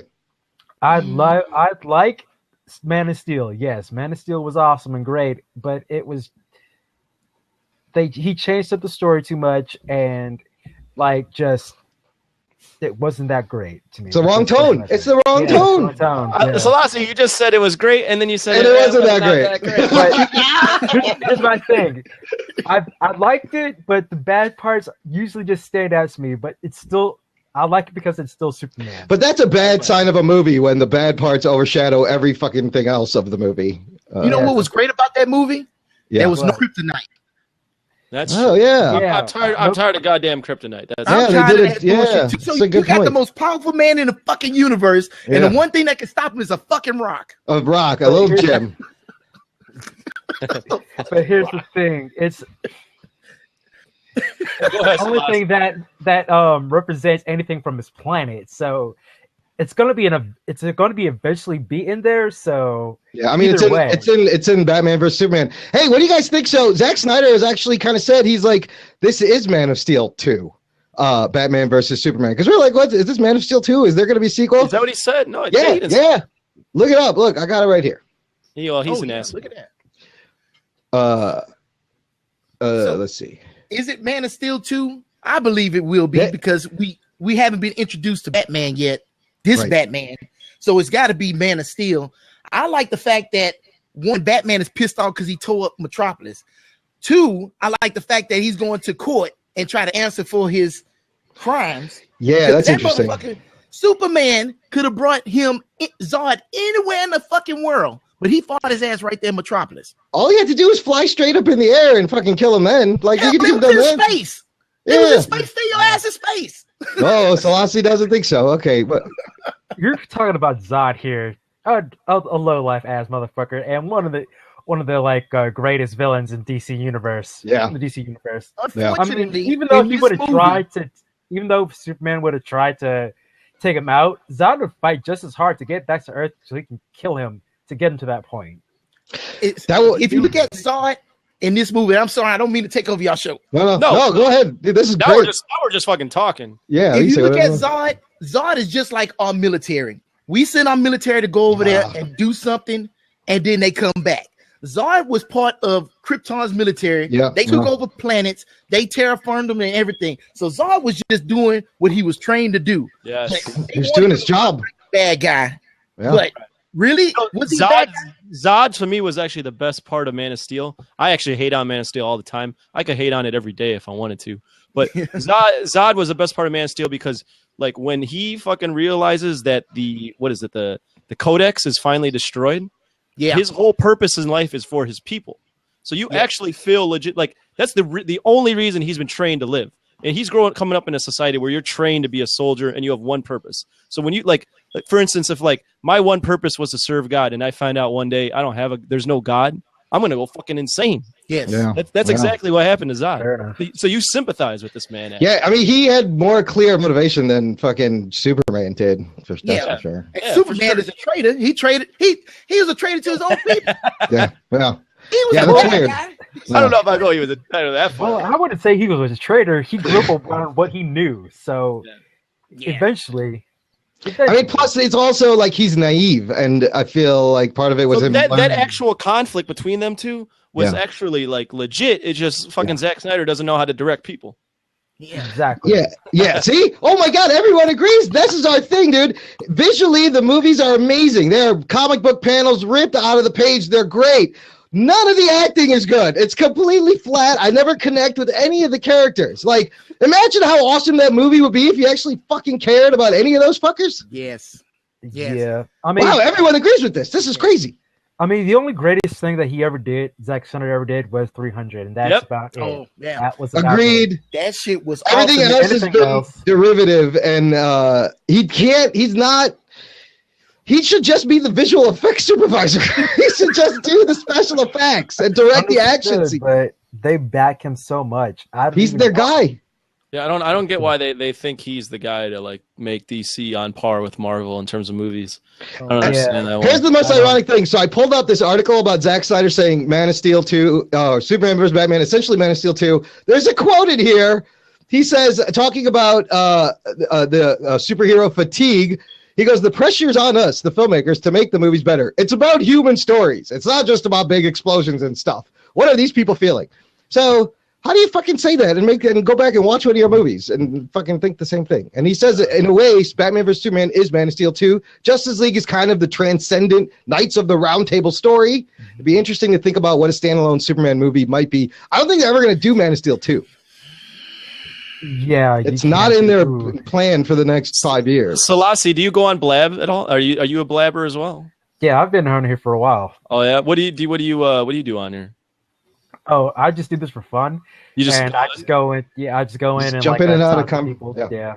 It's kind of like, dude, this is like my freshman year in college. Like, you would just go into one room and a bunch of guys would be fucking stoned. You hang out, you go out, you're like, hey, what's going on over here? Exactly. All the doors are open. Like, there's a vibe over here. Then you're like, I'm going to go over here. There's another vibe. They got better weed down over there. This guy's got video games over here. Like, this is like that, only on a digital, global. But, Imran, you went to college in what, the 1960s? Yeah, well, almost. Mid-90s. I'm a little bit older than you fuckers. This guy. Oh, shit. He got me. All right, he got me. He's 12 years old and probably shouldn't be using the internet. I'm going to report you to the ICANN. This is the Jock and Nerd podcast. Did you hang around for the whole show too, Selassie? No, I went to go do a movie blab that was like doing a movie trivia thing, so that's what I wanted to go and do. This is like fucking college. We're still over here. We're over here. And I've heard about this so much. Like, I listen to a lot of podcasts about podcasting, and everyone's talking about this, and I'm like, oh, man, I know, I'm a nerd. What can I do? I'm a podcasting nerd. This is why the show maintains the quality that it does. Oh, shit. And we have stupid things like that. Lame. But I was like, I got to try this show. Like, spur of the moment, I didn't play. We just like, let's do this on Blab. I don't know what's going to happen. Hey, did you, early on, Selassie, when you were in, and I was like, we kind of want to do the show by ourselves. You can come back. Was that rude? What's the etiquette? I'm not sure what the Blab-etiquette is. No, you asked me, like, hey, do you mind? Yeah, I didn't mind. I was like, hey, no problem. Okay, I felt bad. I was like, oh, I hope I wasn't a dick. Yeah, no, I was like, I understood. You guys had a show. You guys wanted to get your things out of the way. Then you said, yeah, we'll have something open at the end. You let me know. There we go. You had that communication with me. I had no problems. Okay. So you're a real gentleman. You know that? It's like normal etiquette, just like normal. Like non-Twitter etiquette, though, but normal etiquette, because Twitter etiquette. There ain't no fucking Twitter etiquette. Stupid shit all the time. Exactly. I also have one. I have one about jocks. So, like, go stroke a barbell. You know, I can put it. I can get a dig out of him. You know, and then, bro, do you even podcast? Really go play some basketball. Bro, you should have one. Go lift the shake weight. Come on, bro. By the way, the most brilliant episode of South Park ever is that shake weight creme fresh episode. It's fucking great. You can use that if you want to. Go ahead and get that soundbite. It's I'll cut that shit. I can cut it right in right here. What else do you guys like to geek out? What are you geeking out over lately? I've been geeking out over Marvel and all the movies that's going to be coming out lately. And what are you looking forward to most? I'm looking forward most to the Civil War because I've read the comics. Yeah, I've read that whole series like over and over. I purposely walked through the rain to the library to go get those comic books. Civil War. I'm real excited for Civil War too. That might be really good. That movie. So yeah, I mean, there's more fucking Avengers in this than in the fucking Avengers movie. Like, this is crazy. Now, Selassie, having read the book, do you think there's no way they're going to do the press conference thing with Spider-Man? Will we see an Iron Spider suit at any point? They've been kind of fucking with people and hinting at. Do-Right's shaking his head. None of that's going to happen. No, because I mean, because they give all their like parts to like other companies, and it fucked them over royally. Yeah. So there's no way that I can see them actually bringing Spider-Man into an Avengers movie. Spider-Man's going to be in it. Well, Spider-Man is in it. He's in Civil War, and he's going to be moving forward. He'll be in things because they can use him now. Yeah. They can use him now? Yeah, they made a deal with Sony. Sony is a smart motherfucker. They got hacked. Yep. Got some sense. Yep. No, you're right, dude. Fox needs to fucking do what Sony did. Otherwise, they're gonna keep making shitty, goddamn Fantastic Four movies, but pretty good X-Men movies, I guess. Like they've kind of redeemed. Look, Mr. Do-Right's like cringing over here. Oh my god. Oh my gosh, Fantastic Four. I think he's got to take a shit. Fantastic Four. That was the shit. Fantastic Four. Yeah. Okay, granted, I never saw the Fantastic Four. I already knew it was shit just by the trailer. Yeah. Oh yeah. Just by the trailer. It is guy is bashing that movie. It's an amazing fucking train wreck disaster of not just a movie, but everything that went around the movie. Like the whole thing is unbelievable. Like this should be like a true Hollywood story. What the fuck? Like Josh Trank, if he can. Here's the thing: if you don't think Josh Trank can save his career after this, let's not forget that David Fincher. Anthony, remember you brought this up. David Fincher directed Aliens 3 and it was panned. It was horrible and went on to do 7, Game, fucking Fight Club, a Panic Room. Like it didn't kill his career. Social Network. It took him a couple of years, but he didn't tweet out shit about the fucking studio before the movie came out. That's one difference. Trank dug his own grave with that one. I think that one thing, if he hadn't done that, despite the way he acted on set, his career would not be so much in the trank as it is. Also, I heard, from what I understand, the man doesn't really have that much of people skills. So or experience. He's only made one fucking movie, and it's not a big movie. He has no experience on a big budget. They expected him to come in there and do what they wanted. He wanted to go in and make his artsy fucking sci-fi film, and it all got foobarred. And they were like, you could tell in the movie, the moment the studio's like, hey, what the fuck are you doing here? Make with the powers. And it jumps 1 year later. And I'm like, you skipped the best part of the goddamn movie. Yeah. They hired a yes man. Yes. Yeah.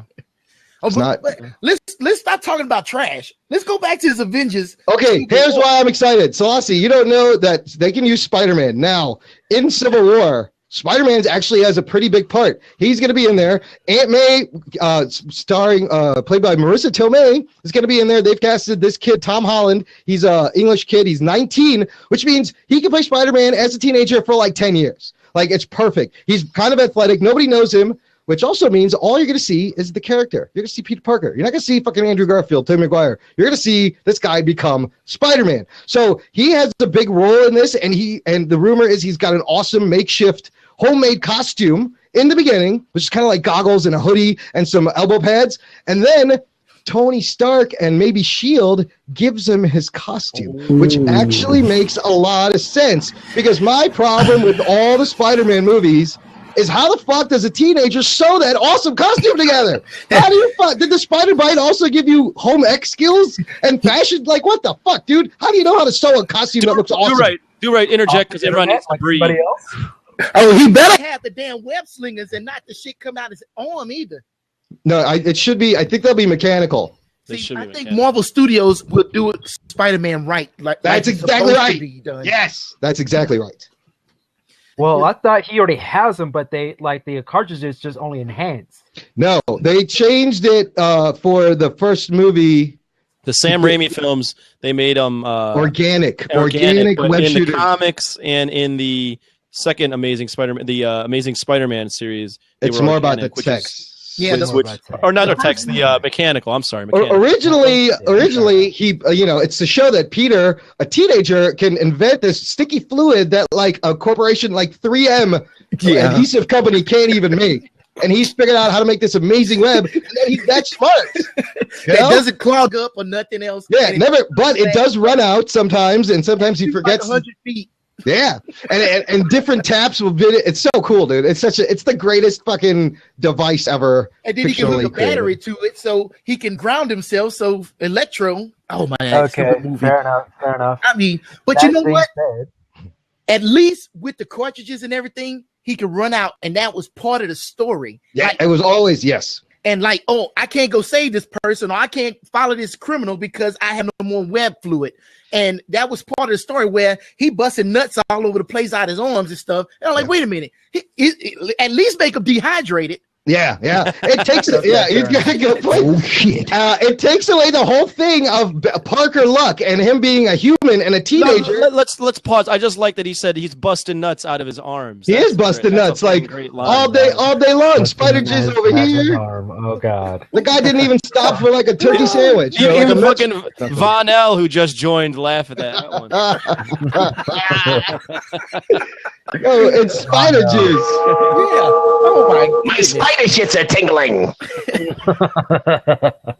I got sound effects there. Okay. But this You're right, Civil though. War should be really good with Marvel at the helm with this. Now, this is one thing I know. I learned this a long time ago. I'm gonna tell you this. This is very serious. I learned this from not Blade. I learned this from what's the dude name? He's dead. Spawn. You remember Spawn? Spawn. Yeah. And I seen the previews. He had the cape and shit. He dropped from the ceiling. I was like, oh shit, Spawn's gonna be off the chain, right? And I go see that piece of trash. I was pissed. I was so mad. And I said, never again will I get myself hyped up for a movie. And in that same movie, I seen the trailer for Blade. And I remember seeing Blade with Wesley Snipes. And I walked in the theater and I said, man, This is gonna suck. This ain't gonna be shit. This shit's gonna suck.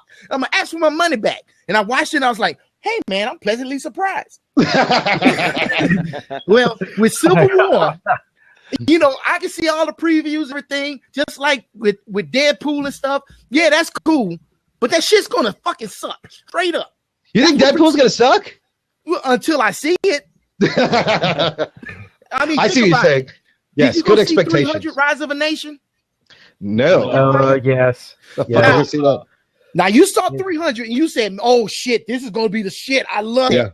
And then you watch this damn movie try to recreate a movie you already fucking saw. Even the sex scene was like, "What the fuck is this?" Was that even Zack Snyder? Was that Zack Snyder? I don't think so. I It think wasn't, right? That wasn't Zack Snyder at all. That was That was a straight fucking corporate money play right there. That was a money grab. It was like, yeah. "Oh my god, money!"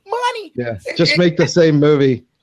And I didn't get hyped up for that, and that's what saved me. So when I saw that horse jumping across from boat to boat and shit, I was like, man, good thing I didn't get my hopes up for this stupid ass shit. But Civil War, though, don't you think Tony's side is a little it's unfairly weighted?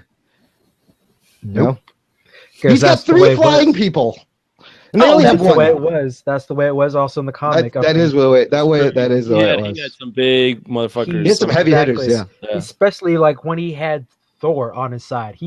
Thor's a god, mind you. Yeah. He would have wiped everybody out if he wanted to. Oh yeah, demigod. Demigod. Demigod. That was whatever. Still could have wiped them out. So that would not make a difference. Yeah. As far as Cap goes, Cap had like everybody else who was strategic, who had minimal so kind of powers to like get rid of like henchmen and whatnot, but still. It was more street level, like kind of in the shadows, coming from behind, taking people out. Yeah. What was I gonna say was say one, make your last point, because actually we got to wrap this up pretty soon. Anthony's got to go, but dude, you guys, thanks so much for hanging on. I was gonna say, we know about the Hulk. He's not. I think he got cut. There was rumors Ruffalo was on set in Germany at one point, but I think it came out that his scene is not going to be in the movie, which ties into the way Civil War was, because Hulk was off planet when Civil War happened. World War Hulk. That's all I'm gonna say. So maybe they're saving him. Yeah, I don't know. I don't know what are they gonna do with the Hulk. There's no. He's gonna come back, and he has to come back by Avengers: Infinity War Part 1. He'll be back. Don't worry. He'll be back. He'll be back. Send him in space. I'm really looking forward. Yes, I'm in space. Send him in Guardians 2. Maybe he's in Guardians 2. Like, wouldn't that be cool? Guys, check out what is this episode 40? 43. You guys are on episode 43. You guys are both on episode 43. So give me high five. High five. This is like the goddamn Brady Bunch. That's the one thing we didn't describe for the listener. It's like a 4-up box, like the Brady Bunch. I'm gonna look at you. I can look at Do-Right. I can look over at Anthony. This is silly. All right, guys. Thanks for hanging out. Check out jockandnerd.com. We'll see you next time. I'll see you guys later. Bye.